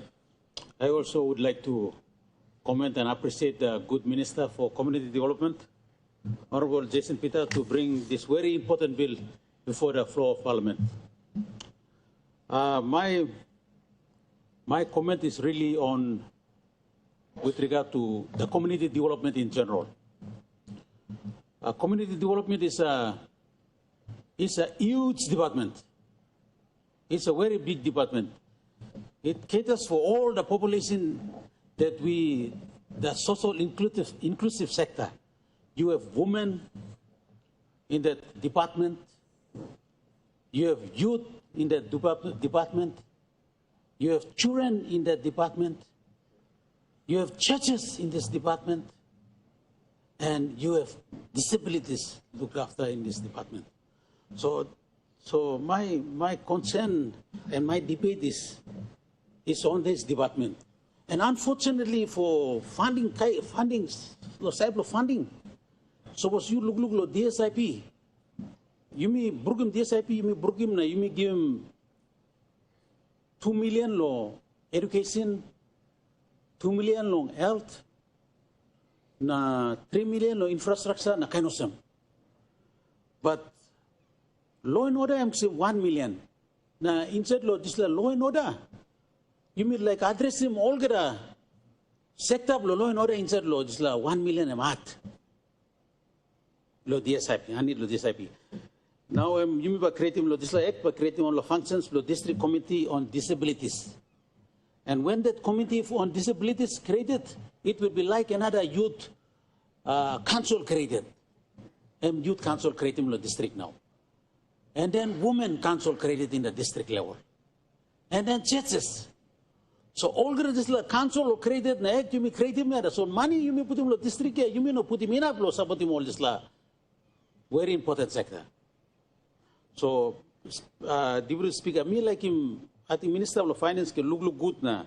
You may can rearrange him this DSIP. You may can separate him this DSIP so you may can allocate him straight along all mama, all women, straight along all youth, straight along all churches, now straight along all disabilities. So this is funding no can mix up. So all no can struggle na campaigning money along all, must got money along all yet. Low working work along all. So this is a good bill, Minister, you carry forward, but I would really appreciate if we empower them financially. Empower the children, empower the disabilities, empower the youth, empower the women and the churches financially in a separate budget or in a separate stream in the DSIP. Thank you, Assistant Speaker. This is my debate. Minister for Commerce, Member for Tambo. Thank you, Assistant Speaker. between me like supporting Ministerial of Community Development. We got plenty disabled outside staff law district Blumi. So since Mr. Simon Lili got DSIP, Mr. Sabotimol, the plenty me got a number of law, occasionally I call them. I make equal to the disabled and our citizens in Temple Street, disabled. So me and law minister and put him law coming because I do support them and I do talk to them. I take my time to talk to them. I have some records here, with the records here. Also talk thank you me. Also for the first time our minister and a member come we see them all the story what them all. Same good information law, what need law. So minister me support you straight. It's like walking. Minutino so you bakarim gambat. You karim gam me abla shiran so me don't take you. We need to support them. With that we come back law department blaming. We have a standards. Since independent, our standards in this Papua New Guinea country and you mean not good la standard blaming. So since mixing of this time, now I'm be supporting member blaming. This last standard blaming long. Today I'm me going to office now. Now Bobby working authority itself. Last standards. Was that working building standards by approving? Was that working housing standard by coming check? Bridge. Now you look at it, it's an unfair bridge when you look around. There is no footpath, there is no disabled power boat, not bicycle, because our bridge are building nothing good because there was no proper standards. So as a minister, I'm speaking today. Miguel told me, Minister, I will do something for you, like checking all buildings, toilets, car parks, street roads, city roads, by you are made it. So my ministers, NEC members, my paper is coming next week. So me like you approving the standard so that we make fair to the citizens. So me including disabled contract, so that all the buildings, like city, like place, all disabled must come in check. So that was my paper. I'm stopping it. So me supporting you. Now I think people will me become true at that time. Thank you. Minister for Education. Thank you, Mr. Assistant Speaker. I rise to offer my support to the Minister for Community Development. This is a very important paper the Parliament needs to take note of. Let me preface my short statement with this. Papua New Guinea is a country full of all sorts of people. We have people with able-bodied persons. We have people with disabled people. We also have people with extra able-bodied people or abilities people. Now, I would also like to say that this paper is also aligned with the Prime Minister's or this government's thinking beyond law towards leaving no child behind. The UN declarations towards education is a right. It's not only a right, but it opens doors for opportunities. Article 26. Now we can't, if we leave our disabled people behind, then that's not in alignment with the UN declarations for human rights. UN declarations for sustainable development goals also towards inclusive, equitable, and quality education for all persons. Now, so this bill, community development, the Minister Karan said will open the doors for everyone in this country. And that is why I'm excited and I rise to support the Minister. With this bill, it will provide us a way so that in the education sector we will build classrooms to cater for all people, all children, all teachers. I'm excited. I'm working with the statement in support of the Minister for Community Development, the Bill Blunt. Thank you. The question is that the question be put. Those in favor say aye. Those against say no. The ayes have it.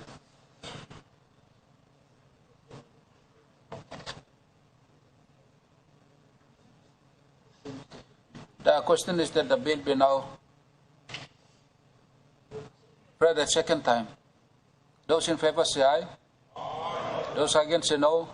The ayes have it. Clerk. Second reading, a bill for an act to provide for the promotion and protection of the right of persons with disabilities and for related purposes.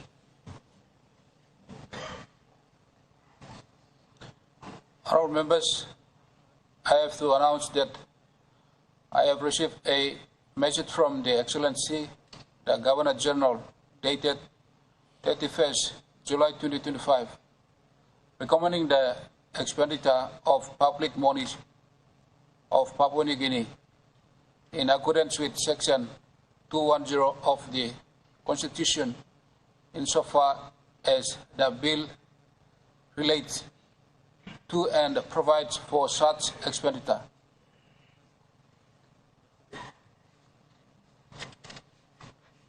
Minister.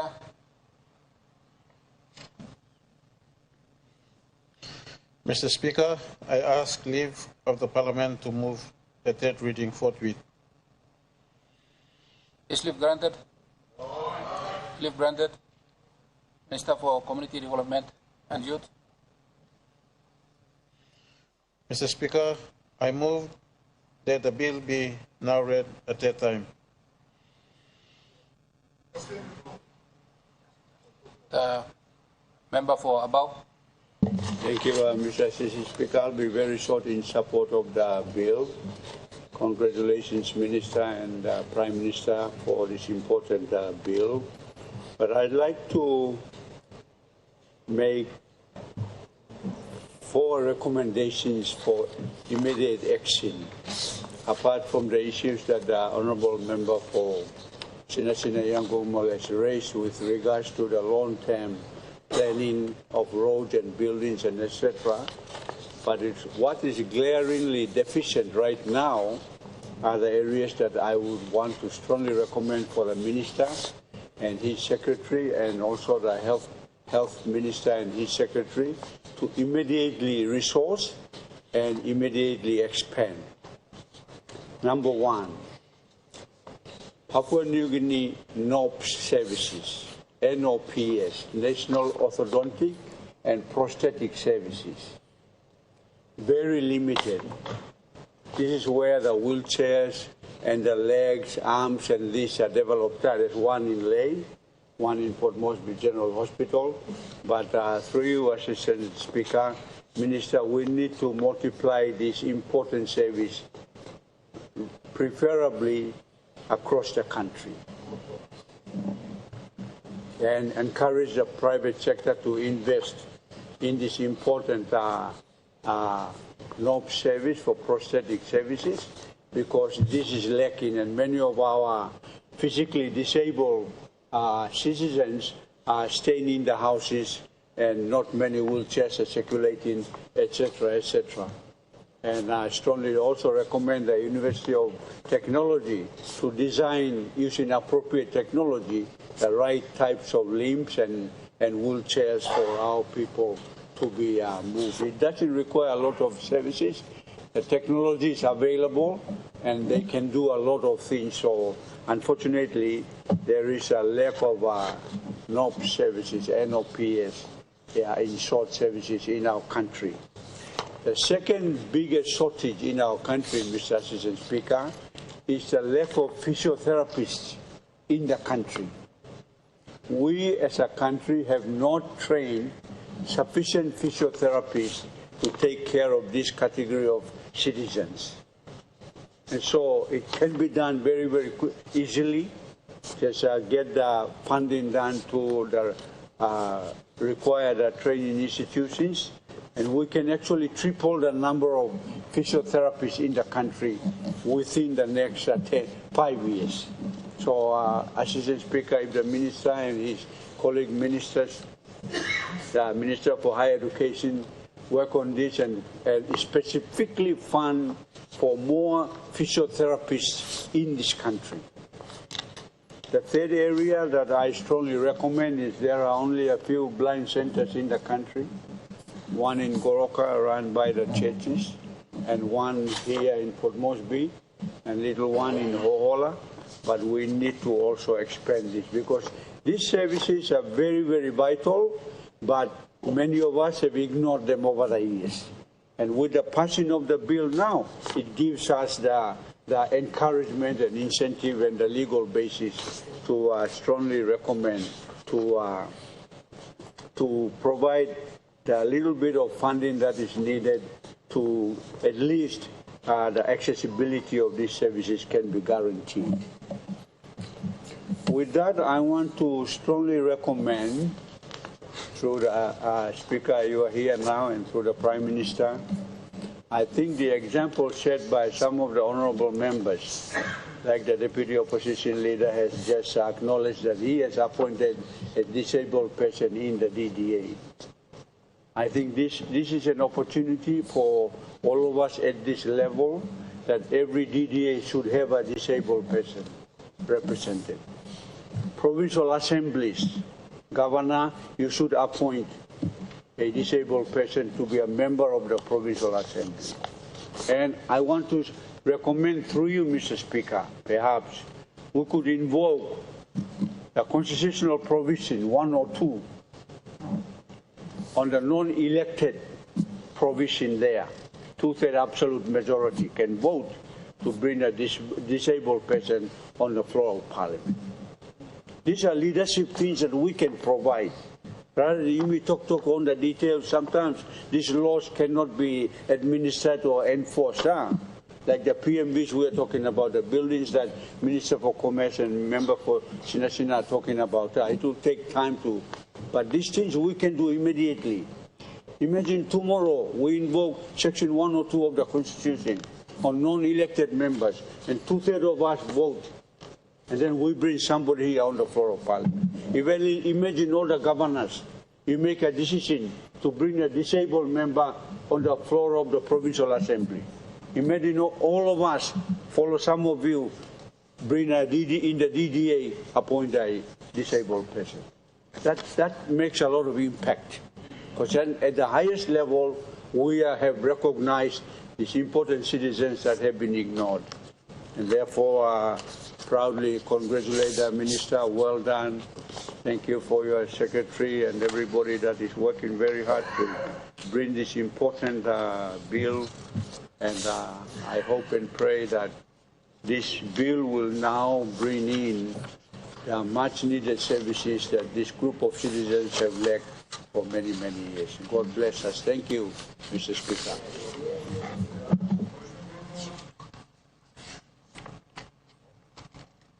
Me like entertaining question we put, but you got all members and I wait or like debate. You will got another opportunity to debate, I think. Let me ask him, Governor Blong. Gal? Thank you, Mr. Speaker. Mr. Naplo, talk thank you, Lord Marape Rosso government, especially the minister, for kissing this important bill come. Also, me one blood PWD. Now, me like talk out. Bill and me good plan. But you must make the commitment you made to make changes to other legislations. We have to do it quickly and bring it in.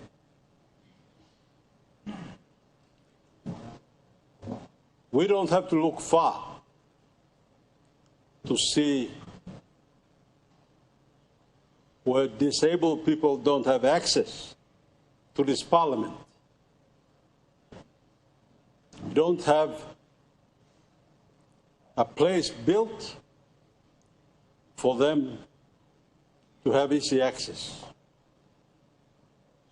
Likewise, in all our public buildings, all our transport, in the churches and in schools. Minister, I recommend that in the amendments you're making, whether it's to a building board or to transport legislation or other amendments, you ensure that the needs of disabled people are catered for. I support Honorable Puka Temu and the Deputy Leader of Opposition. I congratulate you on your appointment and your recognition by the Speaker. On the suggestions for provincial governors, I also support that. And we have to take it seriously in the next law of assemblies that will come in after the elections. With this, Mr. Speaker, I want to support the bill and thank you.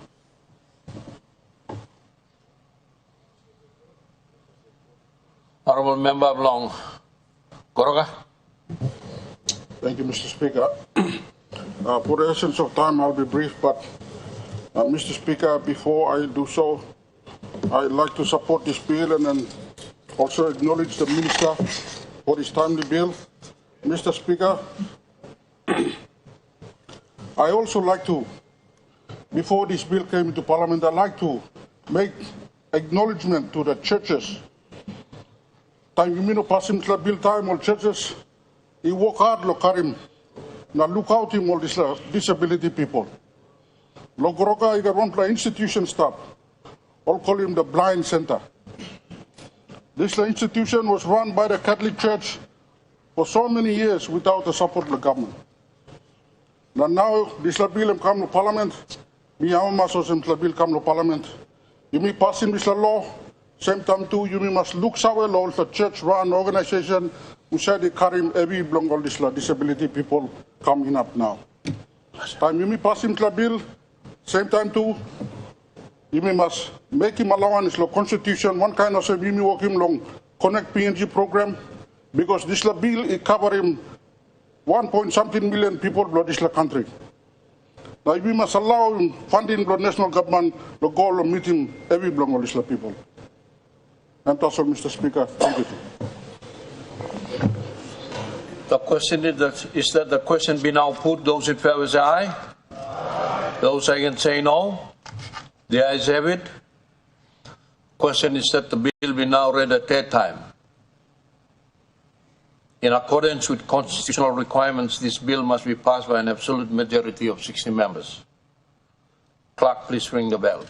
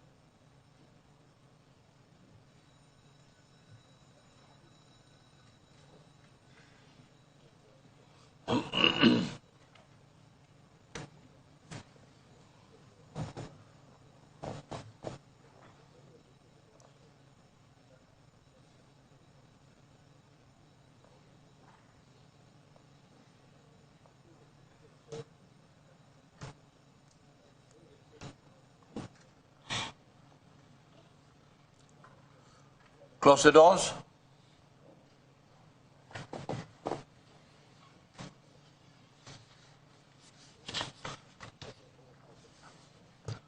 The question is that the bill be now read at that time. Would those in favor please stand?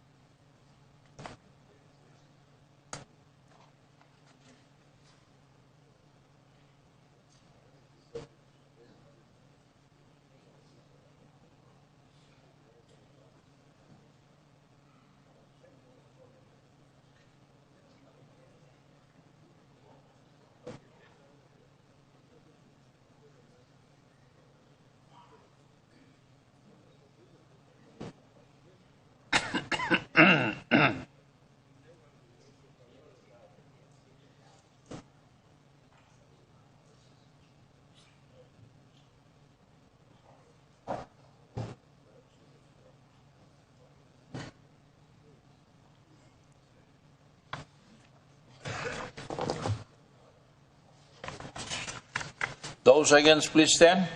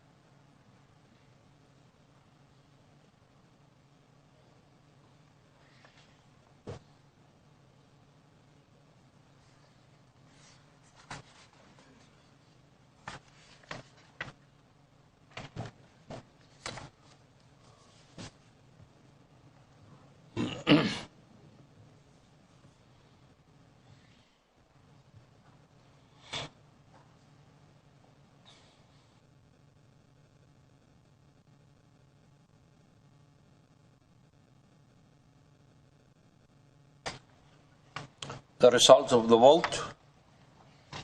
The ayes 67 and the noes 0.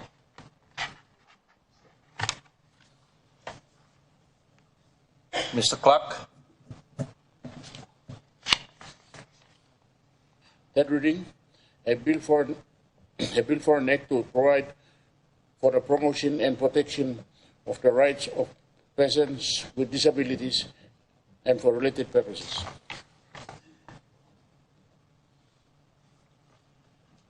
Mr. Clerk.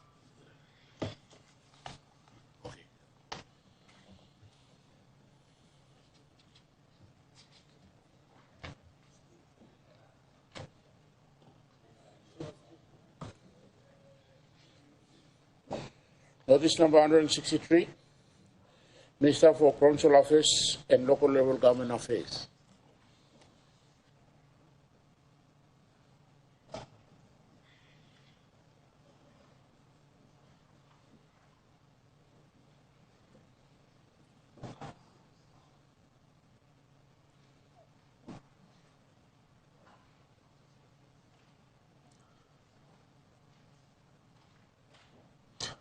Minister for Provincial and Local Level Government Affairs.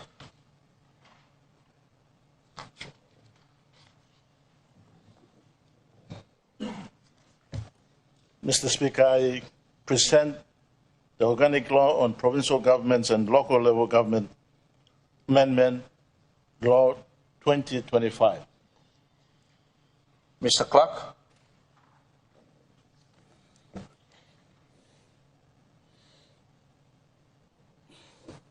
First reading, a proposed law to alter the organic law on provincial governments and local level governments and for related purposes. Honourable members, in accordance with Standing Order 222 AA and the practice of Parliament, the proposed law now stands referred to the Permanent Parliamentary Committee on Constitutional Laws and Acts and Subordinate Legislation.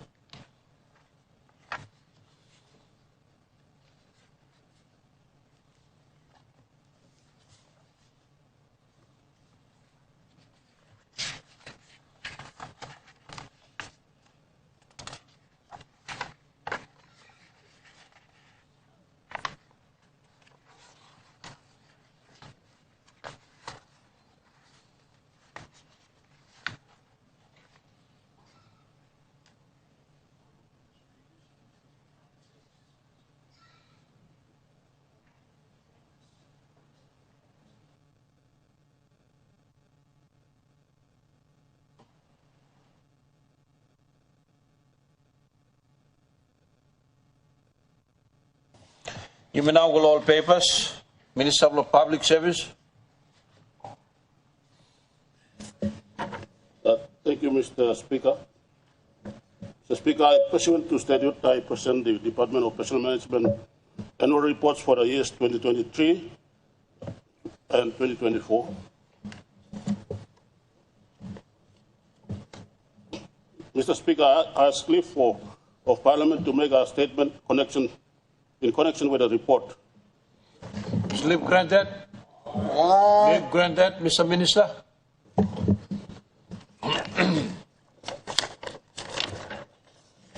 Thank you, Mr. Speaker, for giving me the opportunity to present to this Honourable House a brief statement on the annual management report for the Department of Personnel Management for the years 2023 and 2024. Mr. Speaker, the report is presented in accordance with Section 32 of the Public Service Management Act of 1995, that agency heads shall by 31st each year prepare a report on the attainment of plan objectives and products and produce such further report to National Executive Council and further to Parliament. This report provides statistical and narrative reporting on the functions performed by the Department of Personnel Management and details the progress and key achievements in 2023 and 2024. Mr. Speaker, key achievements for the years 2023 and 2024. I wish to report on the floor of Parliament achievements for the years 2023 and 2024. Notable achievements resulting from the implementation of the 4 key result areas under the Ministry of Public Service Department's KRAs, Government Directives and Corporate Plan 2023-2027 were: 1. Public service housing matters. Relevant public service housing policies such as the Public Service Housing Policy, Home Ownership Guidelines, Institutional Housing Guidelines, Public Service District Housing Policy, and its guidelines and the Housing Governance Framework has been completed and will be launched in 2025. 2. Mr. Speaker, the Bomana Portion 1212 was launched by the Deputy Prime Minister, Honorable John Rosso, in September 2023, and up to now, the following have been achieved.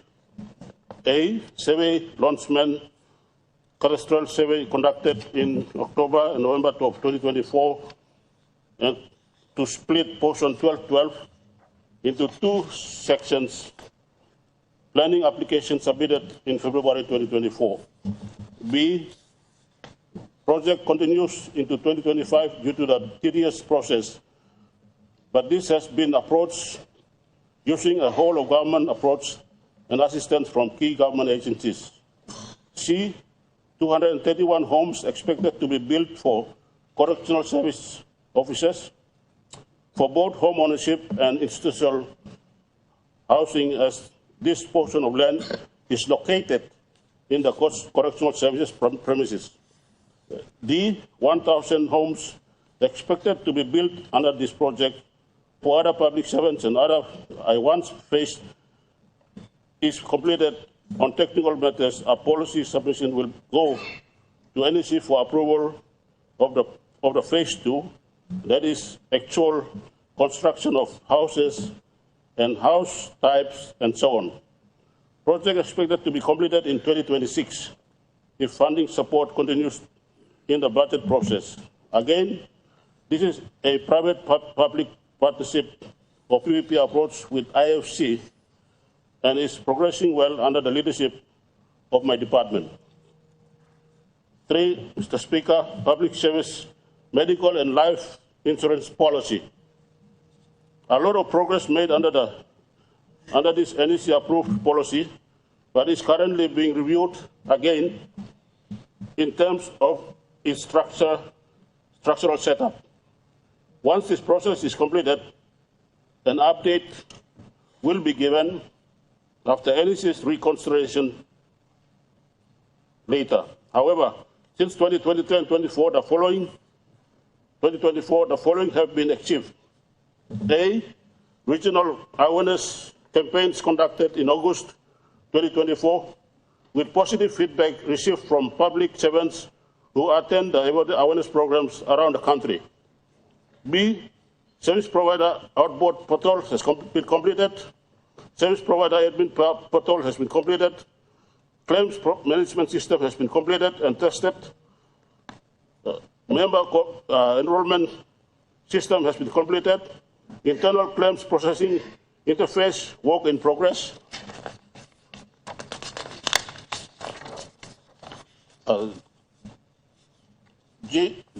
Contribution and premium configuration completed by the Department of Finance in the payroll system. PSNA website launched on the 25th of November 2024.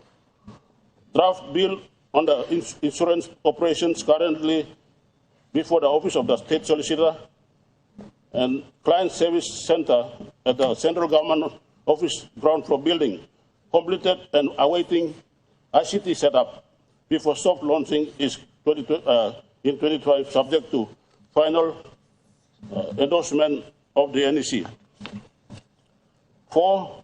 Registration of NID for public servants to complete the 1PPP policy.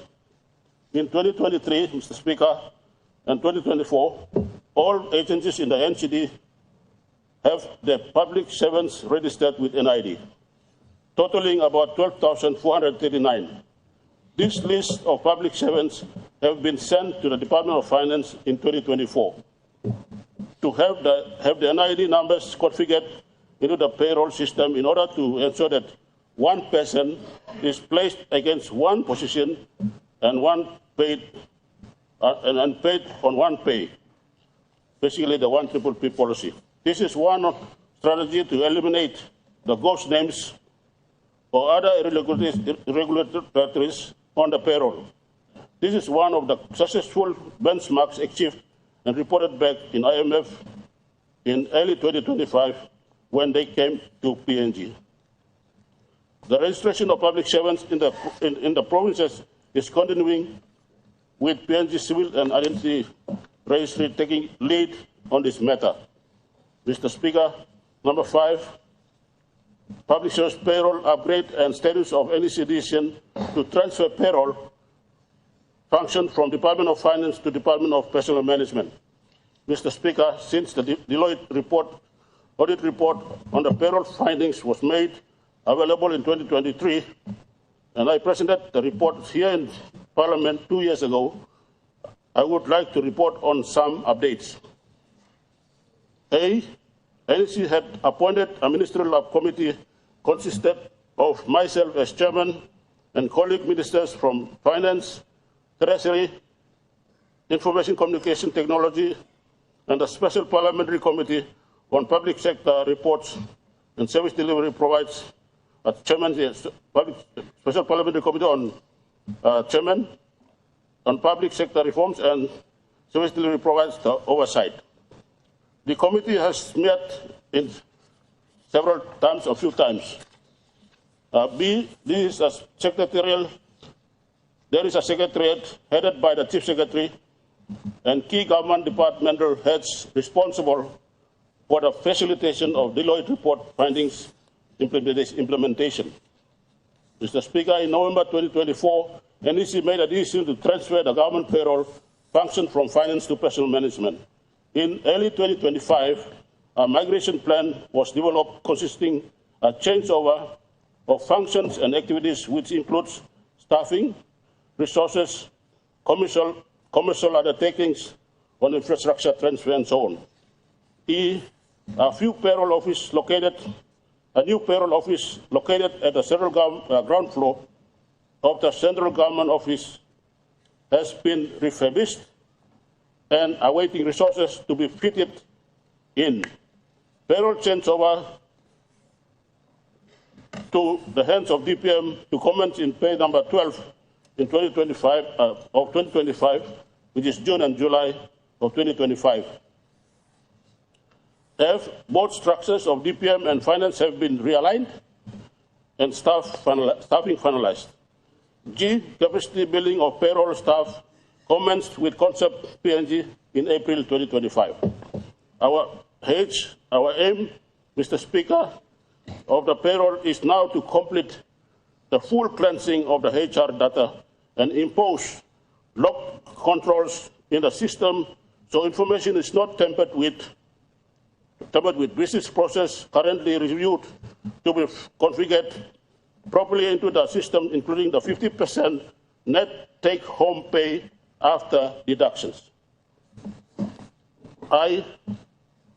All this will see a much improved payroll with some savings expected to be made soon.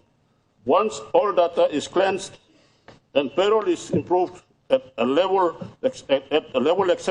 acceptable to the government, this function will eventually be delegated to the heads of agencies to take control of their own staff and personal emoluments, so there is accountability at the agency level, agency head level. Mr. Speaker, number 6, public service payroll retirement exercise. In 2024 alone, 116 million kina was allocated for this exercise. After the Department of Personnel Management verification process, 31.8 million was utilized to retire 473 retiring officers. Since 2019, a total of 3,635 public servants have been officially retired at a total cost of 211 million kina, up to the end of 2024.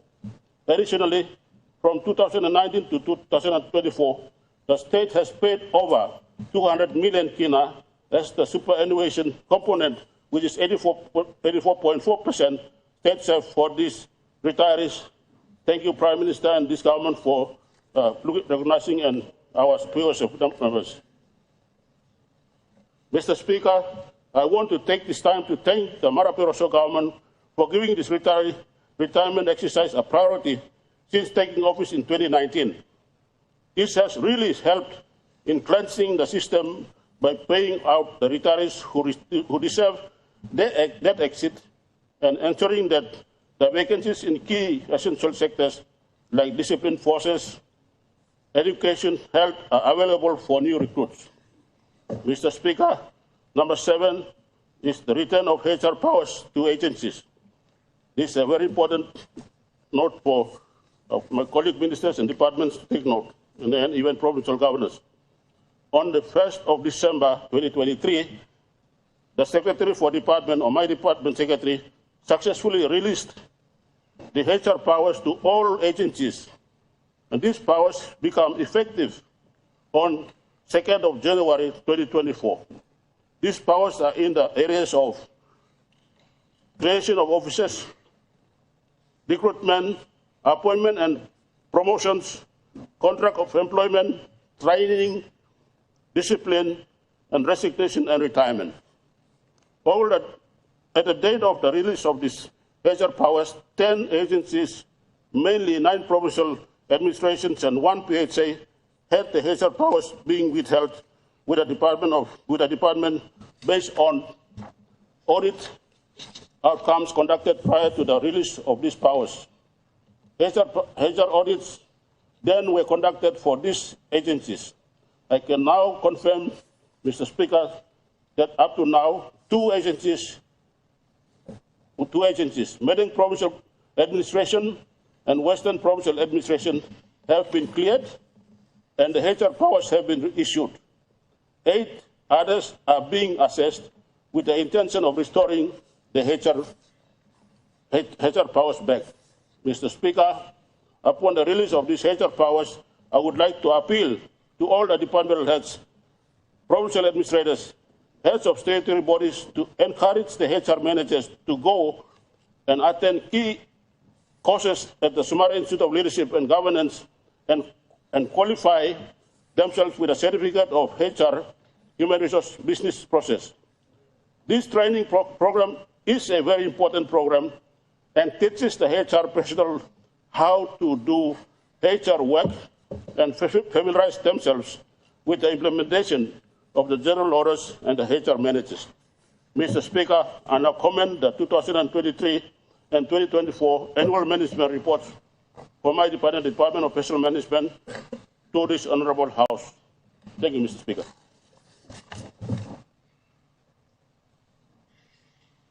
Mr. Prime Minister. I want to move that we take note of this good report presented by the Minister in respect to our public service. And I want to join in and make a statement in support. Mr. Speaker, public service payroll is the single biggest expenditure to date since 1975. Every 2 weeks, number one expenditure, number one headpan belong to Treasurer and Finance Minister, number one headpan belong online raising revenue, law IRC, customs, and law paying money, long paying public service or public servant. Public servant, including you, all politicians, we number less than, if you have a population of 12 million people, and our count is still going on, possibly 11 million plus, then if our public service, if our national public service is under 200,000 people, then Mr. Speaker, if my mathematics is not wrong, you have less than 1.5% of the country is earning, right now as I speak, 240 million kina every payday. Repeat statistics, 1.5% of Papua New Guineans consuming 240 million kina every payday. Multiply that by 26 fortnight in a year, that amounts to a little over 5 billion kina. Deduct that against an annual allocation of 28 billion kina this year, that amounts to almost 1/4 of the national allocation. It's consumed by this important sector. I want to inform all of us and our public service and those who consume pay out of the Waiganing public accounts that the small percentile of Papua New Guineans earning a substantial chunk of our nation's budget at the 50th anniversary, this group of Papua New Guineans must look within as we look outwards on the level of performance that shepherd our work for our country thus far. Because the country, in a nation of scarcity of actual fiscal cash, has been financing and paying public service substantial money in every budget, the last 49 budget, including this year's budget. And government since then have tried our very best to honor public service remuneration and compensation. I want to say thank you also in the same breath to those who've been faithful. Whilst I have issue with those who are unfaithful, but I want to say thank you to those who have been faithful. And hopefully amongst them, when we took office in 2019, over 3,600 public servants. The minister's report says 3,635. There are possibly more than that who have been awaiting retirement. These batch of retirees, Mr. Speaker, Emino belong 2018 or 2019. All line 7 people time. He come waiting retirement for almost 15 to 20 years. Because state, making serious commitment, putting money, retiring more. Give me holding more yet, payroll. And number one, they occupy those positions. Number two, they consume money every year. Number three, we've been unfair on them, holding them back against the retirement time that was left or that left on them. So me like talk of them, yes, plenty talk. Government me play, make it plenty something. Roti come up to, some work him. But one big plus something unbeknown to many is that we were able to put smile to over 3,635 public servants. They officially retired at a cost of 211 million kina. Today, that element of keeping them in pay, we pay them once off, but we free them up, and today there's a savings to state in those positions that has been made available as a result of paying 211 million kina the last 5 years. We've engaged into systematically paying of retiree. I want to also additionally, this report indicates over 200 million kina has been paid in terms of the superannuation fund contribution, something that government has been carrying as liability in government books for so long. Mr. Speaker, Parliament below you harem muslim, you play retiring more public servant. You more money belong all. Salim will go. You play kisim last year budget too, and Treasury bringing one blah. Nubla. Policy comes out, name is stop this year's budget. Time will the public servant now retire. Only by retiree blow, but alone you mean not takisi. Before also takisi. Speaker, you must humble us. So we are trying our very best to talk. Thank you, Lord. Likely client or man very to this type of country. So this is a response we are doing in the face of 50 years, trying to clean up some of the weaknesses we carry and also give smile to those who have served. But as I as I sit down in support of this statement presented. Much more work that needs to be done in improving the efficiency and proficiency of our public service. Mr. Speaker, I may like give him talk clear along this House. Minister of Public Service is already receiving signal. Long go to a fully fledged merit-based appointment process that is assisted by artificial intelligence, the ICT. So public service who said harem now all jambla like apply the public service. No more by pushing paper along one talk is still HR law province or HR law PHA or HR long Department of Personal Management or Public Service Commission too. Get some kind of letter or side with that. So in a law, personal moving paper, let them computer deal one. You apply online. You like to work in the 21st century, you must computer literate. Apply online, put a certificate below online. Me no care whether you black, white, brown, or you got one kind grass, or one kind you, one kind man, or one lotu, Muslim or Christian, or one kind does not matter. You got number one survey, you kiss him work. So this slogan or something you will like move going to. Me ask him our leaders, Floyumi, or provincial government, all departments, you are going to look him report, Minister present him. Minister must be commended. Then we present him 2023 report, now 2024 annual report. Update now, this is an updated report. Last year work and current report come to Parliament.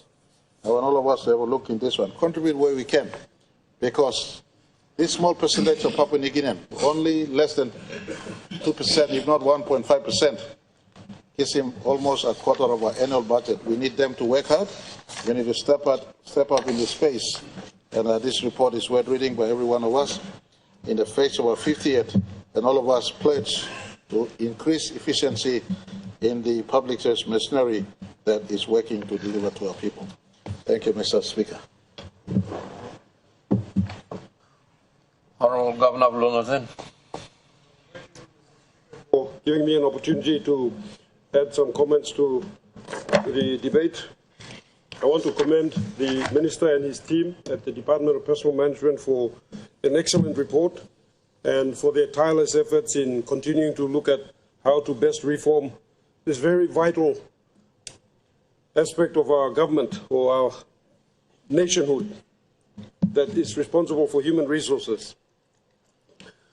Just some thoughts in regards to the payroll audit. As the chairman of the Special Parliamentary Committee on Public Sector Reforms that has been driving this particular agenda, I wish to acknowledge and thank the Marpere Rosso government for appointing us via an NEC decision as an oversight entity to be included in all the ministerial meetings, as well as the technical secretariat that's responsible for implementation of the audit recommendations, the Deloitte's audit recommendations. There were 74 recommendations, 11 of which are very urgent.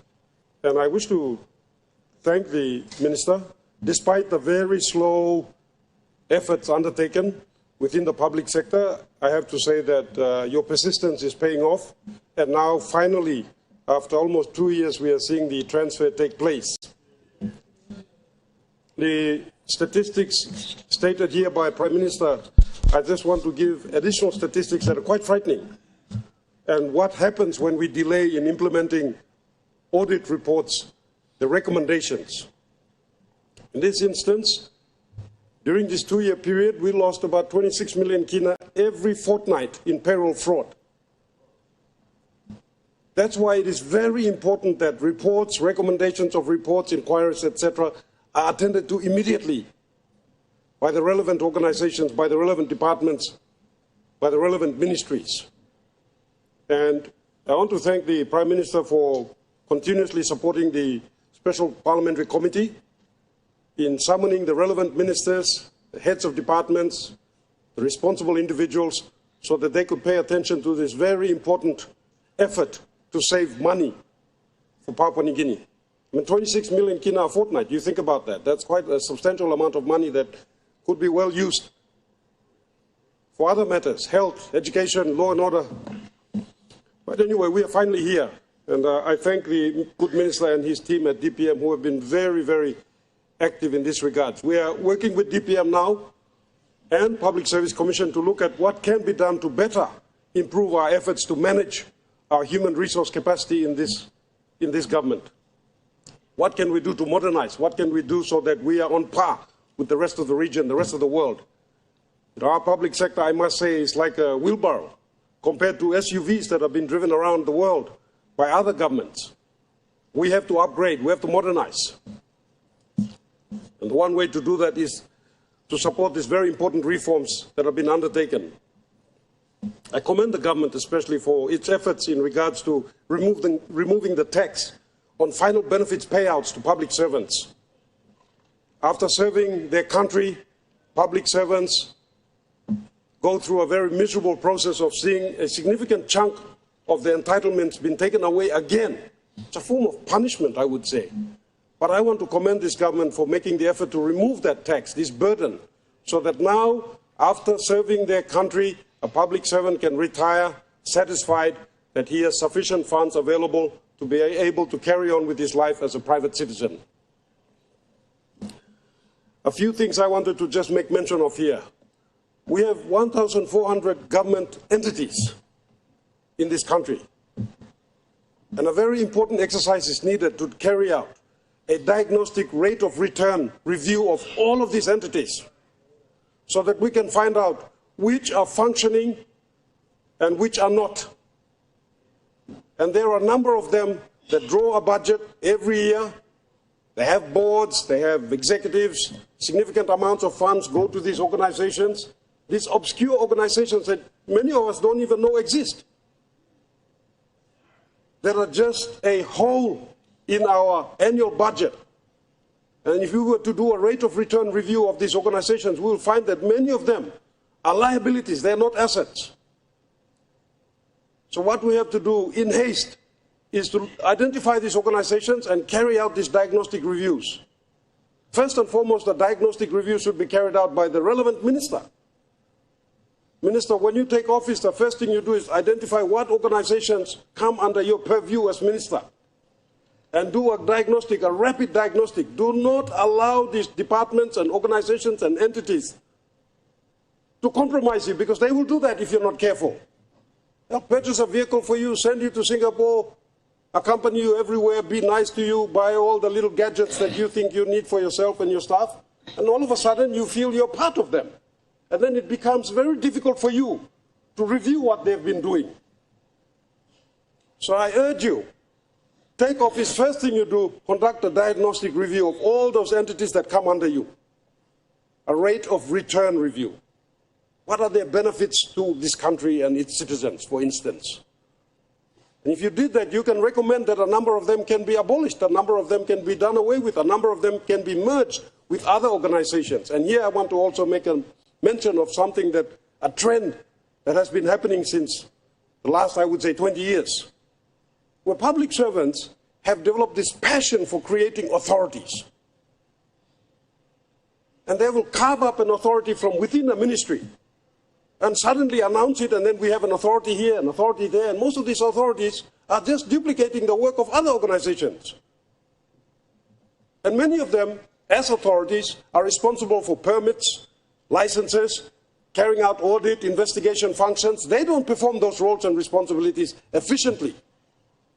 But they do rush to Waigani to collect the annual budget and spend it often at will and whim. So I want to urge the government, Minister, take note and please drive this agenda of carrying out this very important exercise of these diagnostics. Part of our effort as a responsible government should not be just to go out there and collect as much revenue that is due to this country as possible, but also to look at savings. And one of those savings that we can look at is carrying out this diagnostic review so that we can do away with some of these organizations that aren't performing, that aren't doing anything tangible or beneficial for our country or our citizens. I shall be bringing a report possibly next week on the performance of the Special Parliamentary Committee, on Public Sector Reforms. We are assisting the National Monitoring Authority, we are assisting the Department of Personal Management, and we are also working with the Department of Communication and the Department of Fisheries and Forestry in efforts to look at how we can improve those organizations so that they can better serve Papua New Guinea and Papua New Guineans. Thank you very much. Honourable Minister for Housing. Thank you, Mr. Speaker. Me too, me like since last time long. Joining Prime Minister now. Member Blo Orolo, okay, really comment below me. Before that, me talk thank you long, people long. Central Bougainville, long. No problem about me. The opportunity to thank you long and long. And me talk how much you long come join him. Parliament. Same time, begin big plot. Thank you, Blo government, Blo whatever also government. Last and today, some important bills to be passed and come. Thank you. Well, Mr. Speaker, one block, 2 point, me like him, me talk thank you long, Minister of Public Service, very important, very more detailed report you give, bloody comment, plus side of finance, the side of workman, marriage, requirement for the work, the kind of and Prime Minister to talk finish one time, Governor Yufa. Me looking long report for you, number 1 point you talk long, public service housing, me got people have master rule, as housing minister, let me work one time. Now, me how much, but me like him by department, do look up back like any citizen, 341-2023. And me talk about some long. Over housing by constitution, the lawyer must, the National Housing Corporation must go past, so you must work in cooperation together one time. So, you know, you meet us all, Department of Planning too, Treasury too, National Housing Corporation, but you must work with one time on department, important departments, because at the end of the day, if you will provide them good home, public servant play you me. And that's the point we like give, but my detailed report will come probably by next week or before we go into independence on my statement. Next is this, Mr. Speaker, I'm a bit concerned here with the involvement of the financier, IFC. IFC, the financier itself, we have to really research its background. Mr. Speaker, I was in Fiji 2 years ago for an important meeting, and I had to visit the National Housing Corporation Ministry and the management there. And this company was with them. With them. They launched about 5 sites. And nothing eventually had happened, and they shifted to Papua New Guinea, Mosby.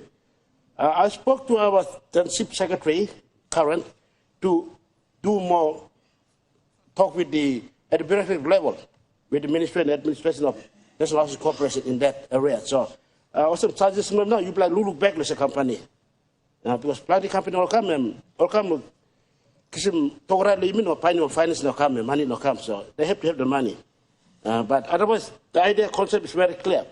At the same time, me also you may work one time because all department like you may planning department go ahead, launching all groundbreaking after groundbreaking, nothing eventually had happened. The sustainability of programmable housing is National Housing Corporation. Never miss National Corporation. Either in district level, provincial level, national level, you engage us to be part of the team. And any citizen 341 clearly state that. Don't bypass that. My comment here. Next thing, on the public servant, I would like to encourage, and you can see now, in the rural, we talk about public servant, don't look at Mosby, don't look at Lay, don't look at Hagen, don't look at Kokopo. You go back and look at the public servant down right, the district LNG level. Some LNGs are suffering from proper public servants on marriage to perform their duties. And therefore, I would like to encourage us to start recruiting graduates from university and put them in the bush places so that working way will come up. They make the way up. So there's a total imbalance in placing public servants. And you will recycle them all places along, like town, maybe or very advanced districts, the kind of thing. Put those who graduate direct into the remote areas. And you see they work their way up. Through their experiences and expertise in the rural sector, they can speak real reality and perform. So with that, Mr. Speaker, this is my comment and contribution, and I support you, my good Minister for Public Service. Thank you. Honourable Opposition Leader. Thank you, Mr. Speaker. Me sort la debate taso, lo contribute lo disla good pla paper. Minister Karim Kamlo House Blumi, and the House Blow people of Papua New Guinea. First of all, me like congratulate him, member of the Central Bougainville, you know, new plan Lord Isla House. You've been staff law here before. You go out, malo lick the so. Look, lo heavy blow people blow me. Walk him some study blow you can. Now you come back, lo heavy more people blow you can. I mean, like congratulate him or people blow Central Bougainville. Lo look save lo leadership blow you na carry you come back lo house blow all people blow Papua New Guinea. Mr. Speaker, first of all, me like Togos and me one bell lo talk blow all line lo upside. Governor blow Oro, all neighbors blow me plenty talk, you talk, I'm true. The one talk where me like Surukim Liklik, Mr. Speaker, is the payouts to our retirees. This is a payout to retirees, like what the Prime Minister has mentioned. That payouts are, you know, blow 2018, 2019, and go beyond that, some 15 to 20 years ago. Now, plenty of retirees, Mr. Speaker, some blow low diapins, or retire with the intention that they will enjoy their retirement with whatever benefits government can give more. O sumafano sa hari abstract lo bay mo. Na tayo mo go kay this lamani na finish, Mr. Speaker. Very recently, at Holiday Inn, I met 5 disciplinary force elders, all big man finish. Now sit down waiting payouts blow yet. Now come back lo Mosby. And when they saw me, they approached me and spoke to me. Now me talk, you blow someone. I talk, dinau killing me pla. Because government talking me pla, or by me pla awesome. Now me pla go dinau finish. Now this like dinau now. Time finish pay come, and me pla buy him dinau. Also, the welfare blow, workman blow me, or public servants blow me, must be taken seriously. Plenty talk. Plenty workshop about, plenty discussions about, enough. Do we need rocket scientists to come and do the simple mathematics for us so that you can pay out low people? Or hardworking public servants blame me? Some of the time you must give him credit where it's due. Now me like talk thank you, lo government. So you look savvy. Lord, hard-working public servants blame me. Plenty blame me sit outside lo here. Or lapun papa and mama blame me. Or pupu blame you me. They want public servants. Or save lo time blow Australians. Come save lo time blame me. Na time all finish. Or waiting pay it. Now me like talk some talk thank you, lo government. Also, you plan look sabe the importance of this payout or retirees. And I just hope that after this exercise of more than 200 million kina being paid out to our public servants, that this exercise is fast-tracked in the future.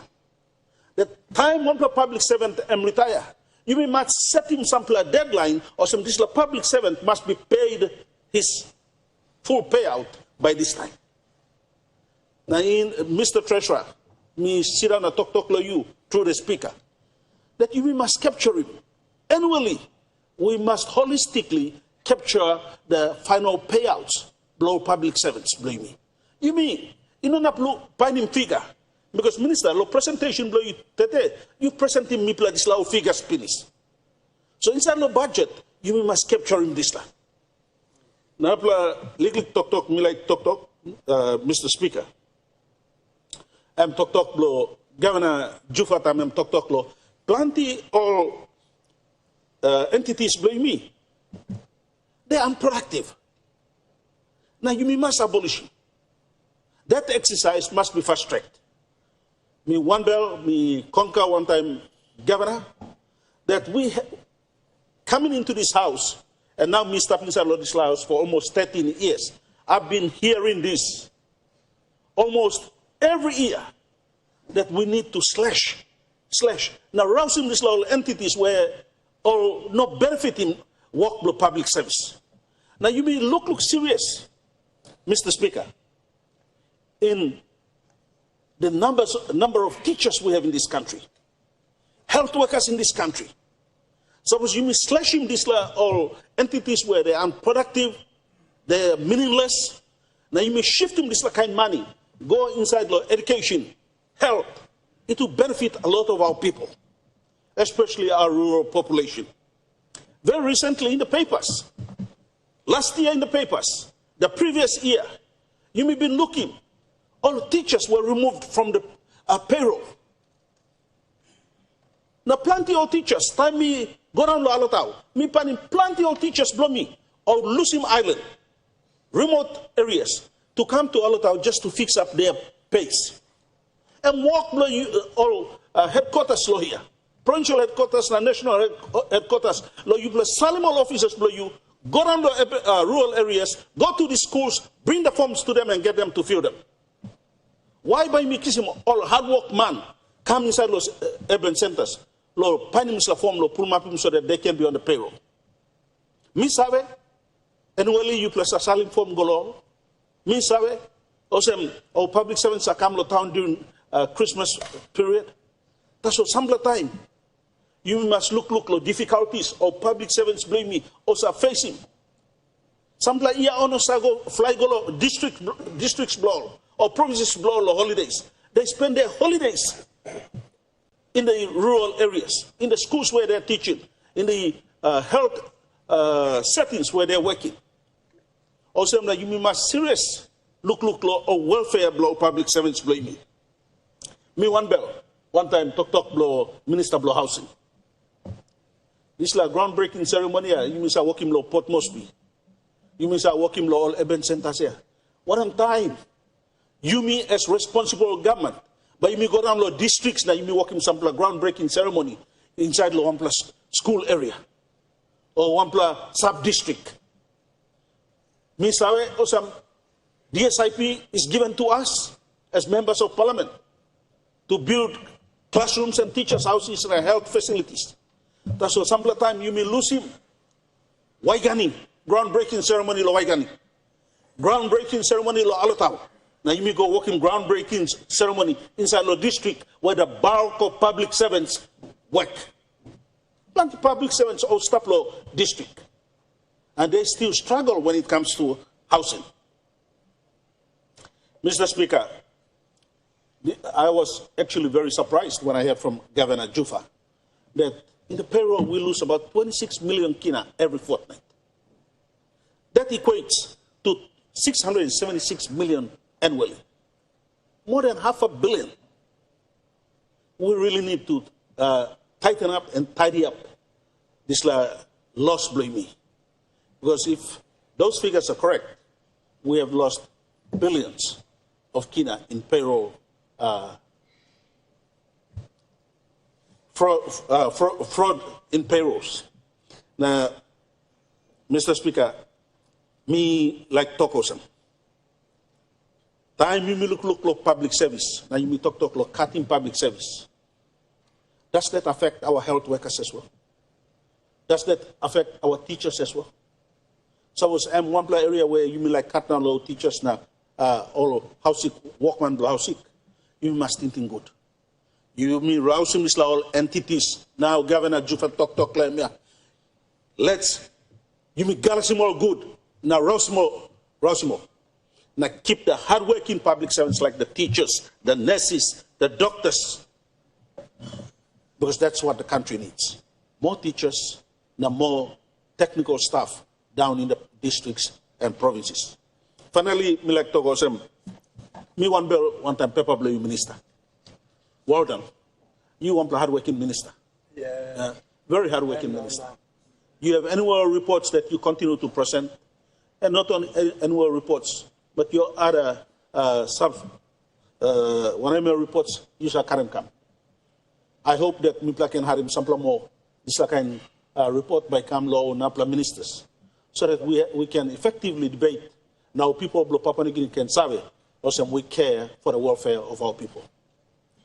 This is like 50 years now by camp, and I hope that with the next 5 weeks, that our people will be proud of the services that they have received in the last 5 years, and more so from the governments that we represent. Let me thank you, Mr. Speaker. Thank you, Lord, allowing me to talk quickly. Thank you, Mr. Speaker. The Honorable Governor of Law and NCD. Thank you, Mr. Speaker, for giving me an opportunity to debate this paper belong Minister Bloimi of Public Service.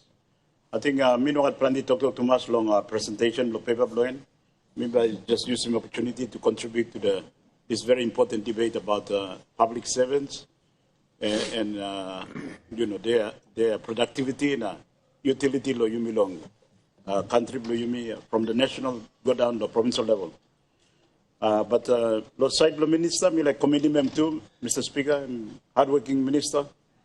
I mean, on time present report on the public service, what reform and you working, updating you. So this is a good sort of example that you play not minister, you play behind him this example.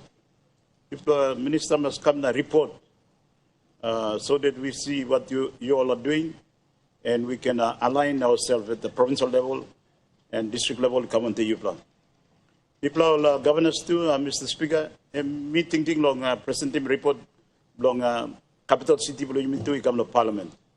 Because even though we play also act of our own and we are like a sub-national entity, but it's a national entity, the National Capital District. And when we are placed in seat of national government, seat of all the diplomatic corps, big business, all the people believe come here. So, me thinking sometime soon, let me ask him lead our government business and give a report on the challenges that we face in our national capital. So, I can debate him. You play stablo here, so you can contribute to this debate too. And one of it will be about how we are reforming or trying to make this public service become productive, Mr. Speaker. Significant point of this public service, I think you get members must think long in. And all people believe me is that these are the mechanism or the people who will help us to deliver our vision, whatever goals, plans you guard all people believe me. You too, Mr. Speaker, Prime Minister, we depend on the public service. Now, if the public service is not productive or they don't have the skills and talents or they are not smart to help us to convert our ideas into practical programs, projects, and deliver, and we will fail. We will fail as a leader. Now we will fail as a nation and as a province and go down the district. So very important, Mr. Speaker, that you me thinking about this public service machinery, how it's operating, how it can be better improved. So on this point, we like ask him this parliamentary committee below you me, Governor Jufana team longen. Please you like some report come now. You me look longen, so we can debate. You me can help him, pave the way forward also. You may talk now, 50 years, the next 50 years, by same story or different story, or we are going to change, or we can be bold to make some, decisions that can usher our country into another level. People, believe me, can be look forward to a greater future. Challenge where you must face him now, marking this point of time in our history and journey, believe me. All public servants too, Mr. Speaker, all signing will get something here. You will get only managing funds na. You must work in requisition long all na. Socially, trustworthy na. They are able to do their job up to the highest standard, then we will achieve the outcome you may plan long in. But if only working that kind something can. Imba yumi sim heavy to ya. Yumi the political life yumi and the plans that we have depend on the public service. So you must think like this, like, is it working or not? If it's not working, why you send it or not? So we must have the debate, serious debate, sooner rather than later. Mr. Speaker, late Sir Julius Chen, in conversation that I've had him uttered, thinking long and thing also, we just privatize the public service. Maybe you make some private sector come run in public service, so one extreme idea that they come up with. Not necessarily me work like advocating, you may agree long, but it shows the level of, concern that we have with the public servants. You work or nogado. You work deliver plans for you or nogado. Because something we talk here, Mr. Speaker, it depends on them. Yeah. You not sign him check, me not sign him check. Me just working requisition na.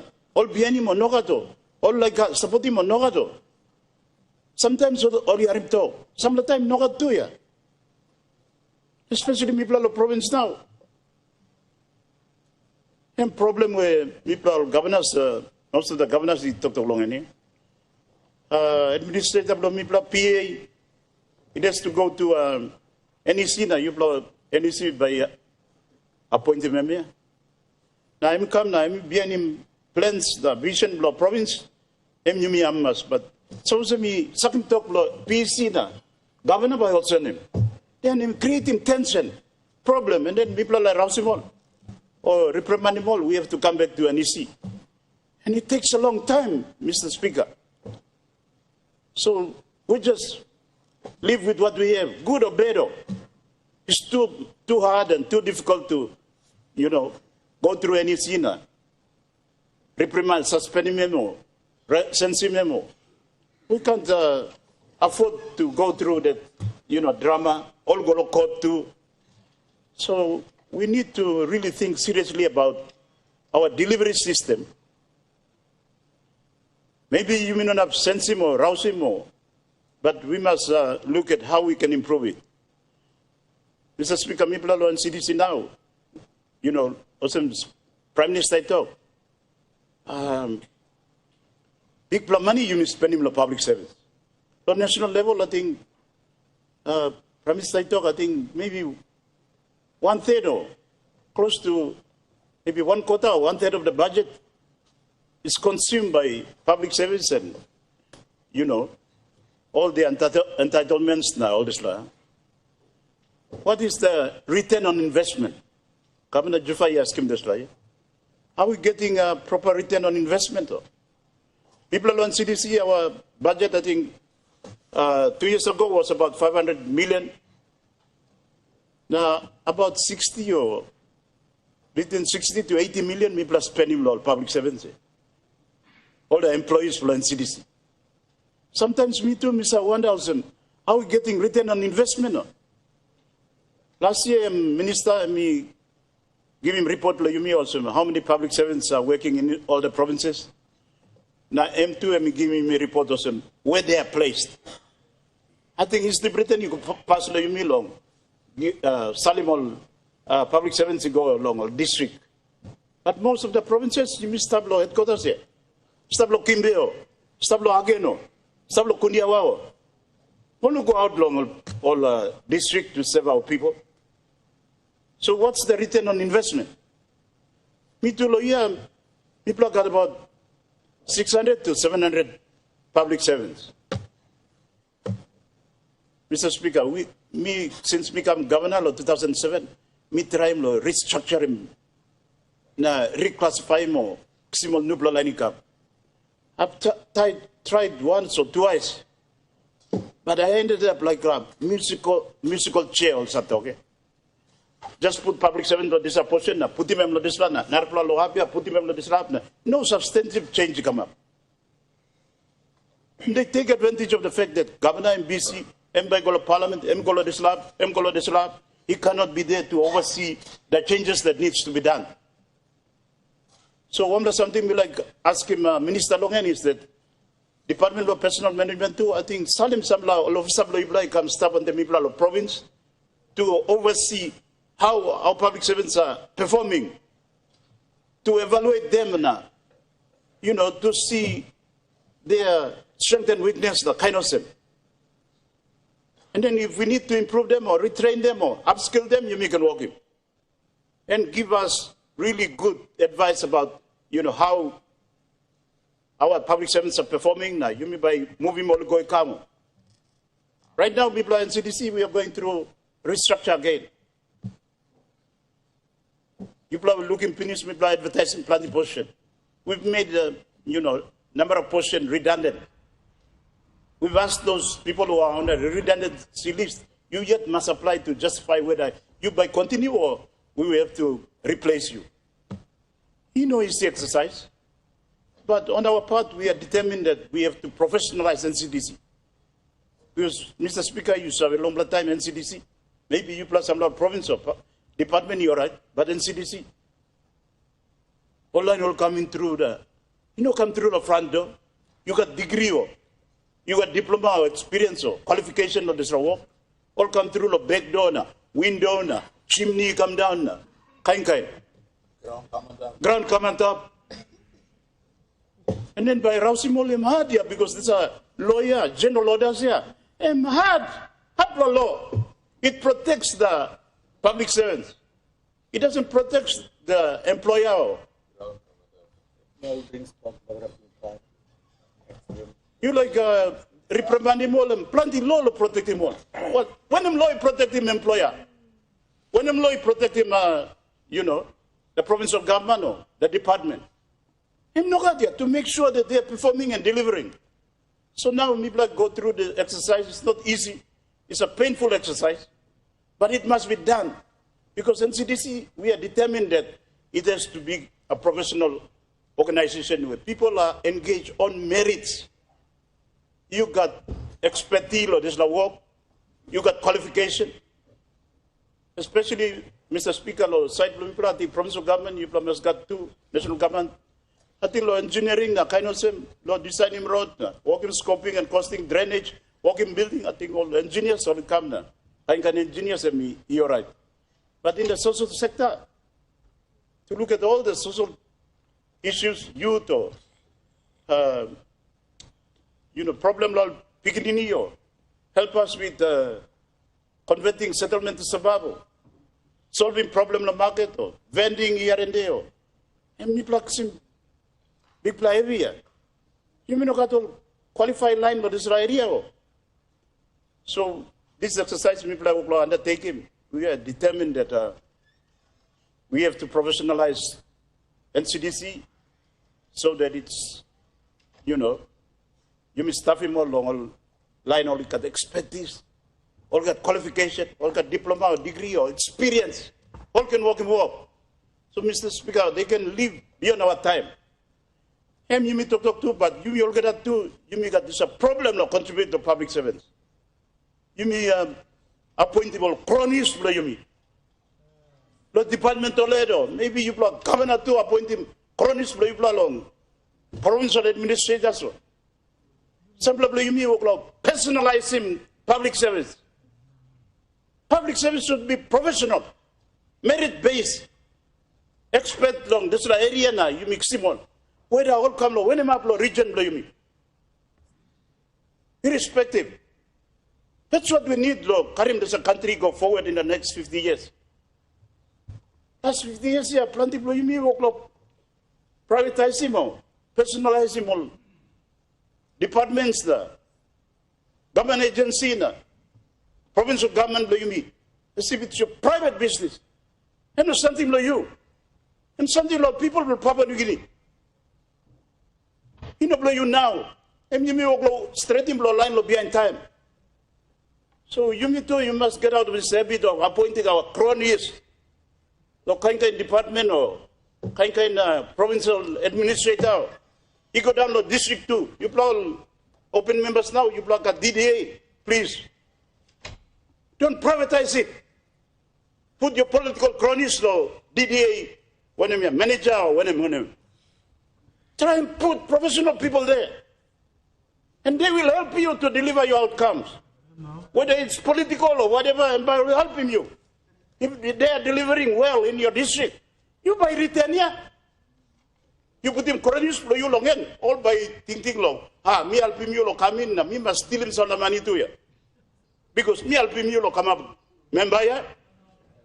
And me talk straight here. You must, acknowledge him this way.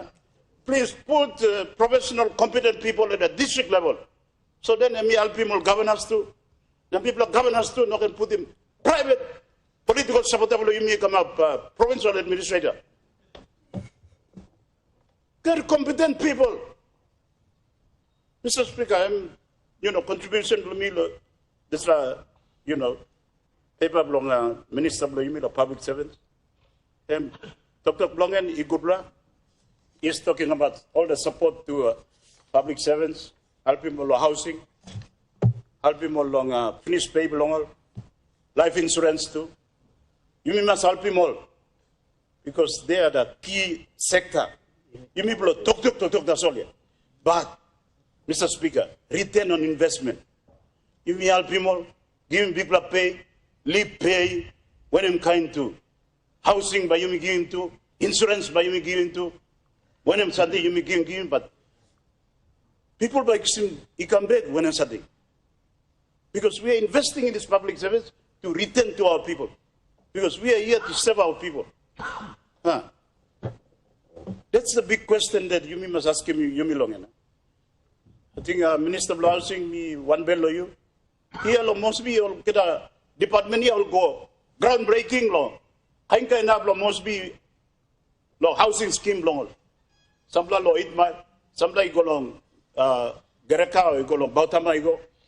When him up. You've lost minister sabe. Minister long environment. Do you like walking long wildlife here? You can come and launch him, but you can money or not. You can walk him through all when we are household public servants, so you can come launch him nothing. So me like talk you can launch him nothing. Me too, chairman blog, physical planning. You plan to walk him house, hurry up, but me plan cancel him plan, you plan talking Minister of Lands, issuing title of Narval Line. No, we come and lock him, big ground, nothing. No development come up. Planning office, national planning, you block him, one block project long, one lakeside long, Gereuna, Morataya. Hey, come up nearly 20 years now. Minister Iko come now, no got some big progress come up. Now that's all we looking some legal progress come up, but how much money you spend him long up? So, government, we are doing our best for public service, but same time, you must check him return on investment. Supporting member belong, not working along, working on school education. I think, Mr. Speaker, on side long public servants, I think on health, education, police, all work good, you must support him all. Police and people are challenged, but you must support him all. Honorable public servants, I think, side long people of the city, we need smart thinkers who understand the current changes happening in the world. This IT, AI, digital economy, how by you mean utilizing this improving city life load people in the social sector is a big challenge. Engineering, I think you mean got survey stuff. I think money does all. But social side here, plenty heavy stuff here, Mr. Speaker. I think me by losing, contribution to me, I think. Governor, you give him report, you may talk seriously about public service. Thank you. Immediate question we put, but the Honorable Deputy Opposition Leader by game. Time long and long. Thank you, Speaker Loluk Savelo. Saya belum Deputy Opposition Leader. Me, sana belum give him 5 minute debate as well. You don't have a brochure. Before that is I acknowledge the minister. Suppose you put the right plan man, the right plan work, kind results are come out there. He's been a former provincial administrator by background, That's why when you place a person in charge of the right department, right ministry, this is what you expect. And I want to acknowledge him for his tireless job. And thank you. You must put him right to man or right to walk. Number one, so Minister, thank you, and well done and well presented. Maybe I acknowledge him report to you. Debate below me, long point number 4, through you, Minister, Mr. Speaker. Point number 4, an NID registration. NID registration is a nightmare. And according to the minister's report, he says that NCD, or the public service, registered in 12,439. That's for NCD alone. Imagine some place not working yet. And you multiply them, let's say 21 provinces, or say 22. There's about 200 or 300,000 old man public service, got NID yet. And how do you expect such result long you can work him? Me take him case study of the district below me, North Fly district, me put the NID office na, or public service below me, or workman below me lo district, or province below western yet, only sit down yet lo queue lo kisim NID, lo go inside lo this a process. And while mentioning that point of NID, I make an appeal through you Mr. Speaker, to the minister. Can he talk to his colleague, other minister for administrative services, which is an outstanding matter that the cabinet needs to address? Why is it that NID is a nightmare today? Simple man marry, or not say NID yet. How do you expect the public service, suppose you may not treat them all good? Someone maybe in Kiriwinao, someone in Telefomino, Esalao, somewhere. Workman lo house care, workman lo teachao. I mean, not say NID yet. 6 months and still waiting. People are sitting. So I make an appeal here. Please address that as soon as possible. Try to have him time to address him this NID something. Today you go to bank. Bank ask him NID. Public service do already ask him NID. And I constantly raise here this floor. Wambla help debate me like talk law through speaker, law minister must take in consideration. Please address that ASAP. Another point, return of HR powers. I must commend the minister. Where province I come from is so huge. Western province and big province, na landmass by way of landmass. Now I am so thankful through you, Chair, that I read on this report that among other restructure, Western province is one of those that has been restored the powers of the HR powers. So, Mila talk thank you, Taso. Now, on top of this plan, me ask him through you, Chair. Also, decentralization of power is very, very important. Now, you are looking power blocking the work. I'm just thinking, suppose HR power, I'm already returning go back to the province. Now, not of powers. Suppose only returning by government. And by nothing through your country by Ronde.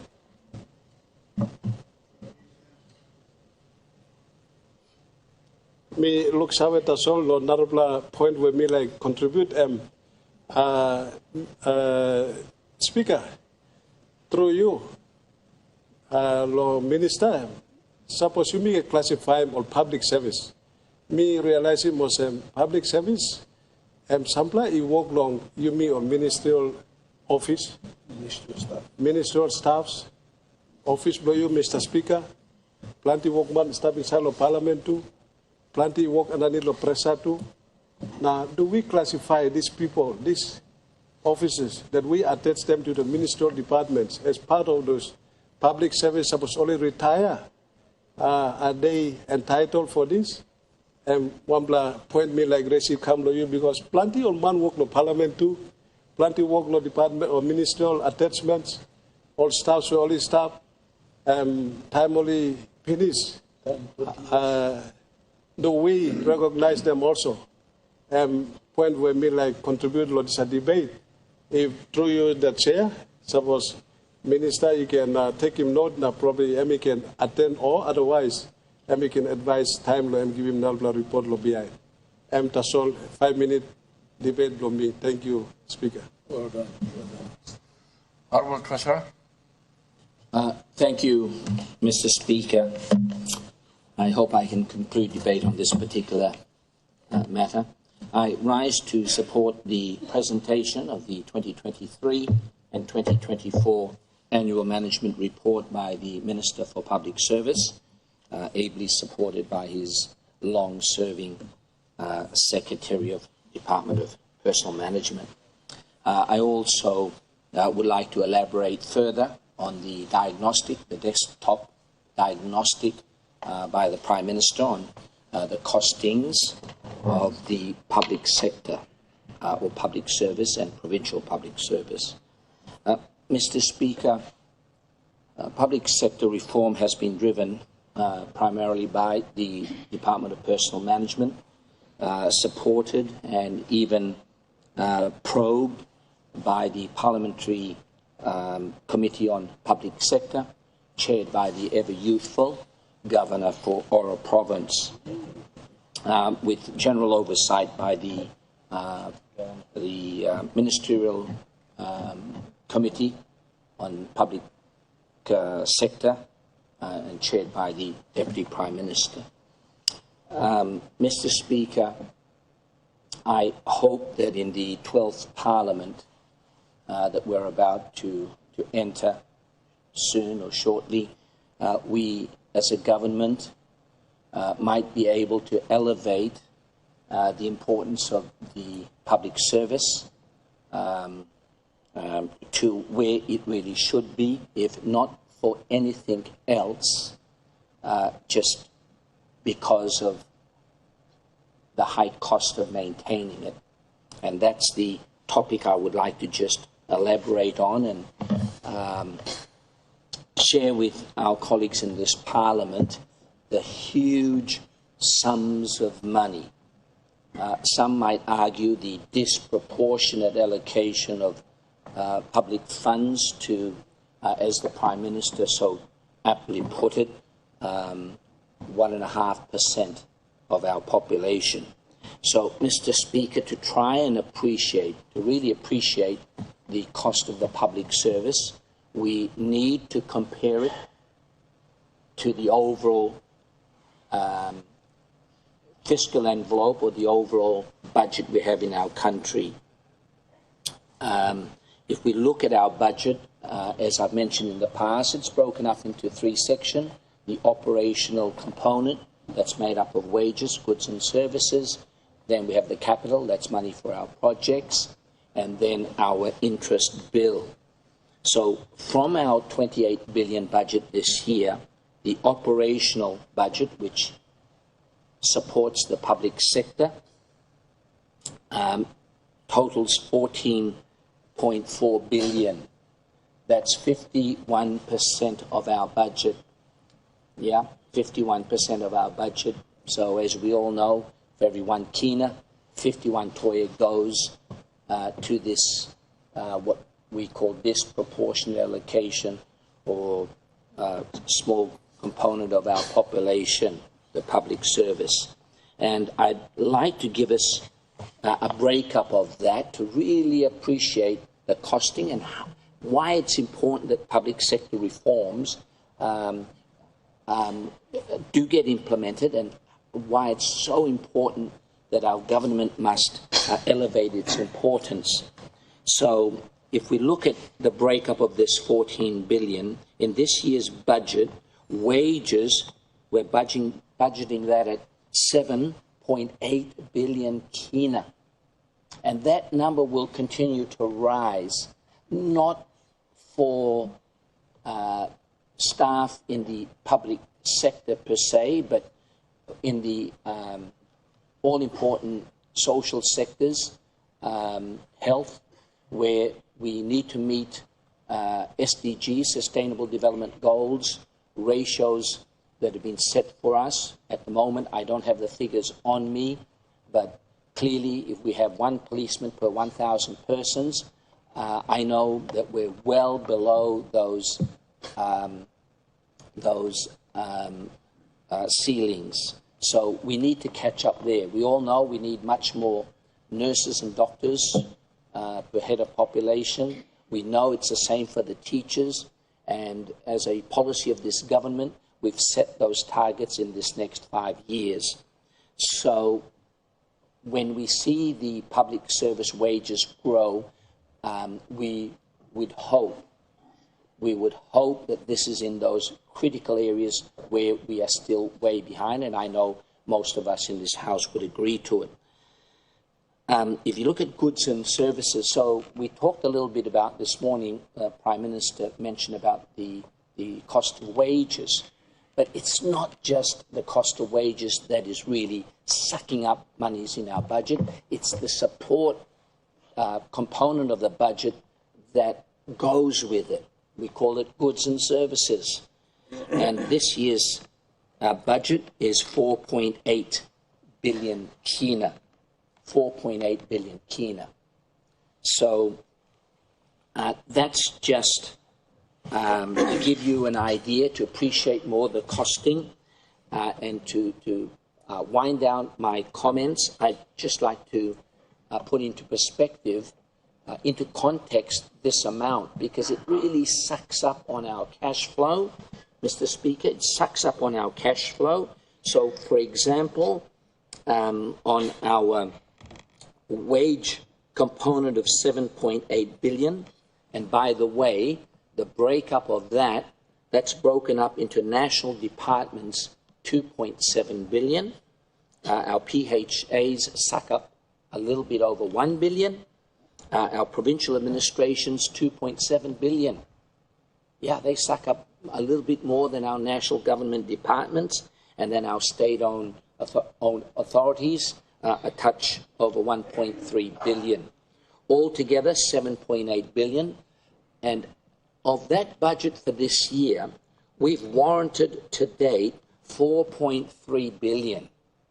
4.3 billion, of which 4.1 billion has been expanded to date. So half of that budget, half of the 7.8, we've warranted already.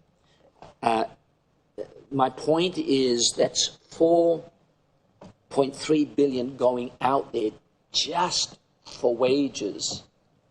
Just for wages, before we have any money left over for our PIP, our projects. If you go down to goods and services, the breakup, goods and services in this year's budget is 3 billion. So the 4 plus 3 is the 7.8. And the 3 billion, again, broken up into those 4 categories. 2.2 billion goods and services for national government departments. 3.7 billion for national departments. 385,000 for PHAs. Provincial administrations, 752 million. State authorities, 648. So of the 5.5 billion, we've warranted out 3.6 billion already. So just this year, up until last week ending, we've warranted out just a touch under 8 billion. And that's got to go out. As the Prime Minister mentioned to you on the wage bill of about now 285 million a fortnight, that goes out, that must be paid before we even touch our projects. So that's the pressures that we face on our cash flow, and hence how very important it is that we elevate the importance of our public sector and make sure that it does meet your expectation and mine, as well as the people we represent. Thank you, Mr. Speaker. The question is that the question we now put. Those in favour say aye. Those against say no. The ayes have it. Leader of Government Business.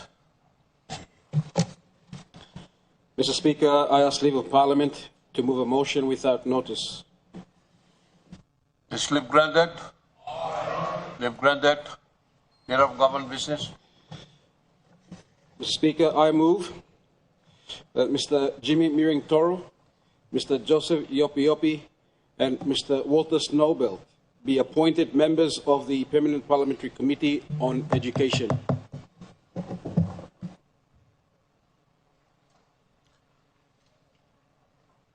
The question is that the motion be agreed to. Those in favor say aye. Aye. Those against say no. The ayes have it. Leader of Government Business.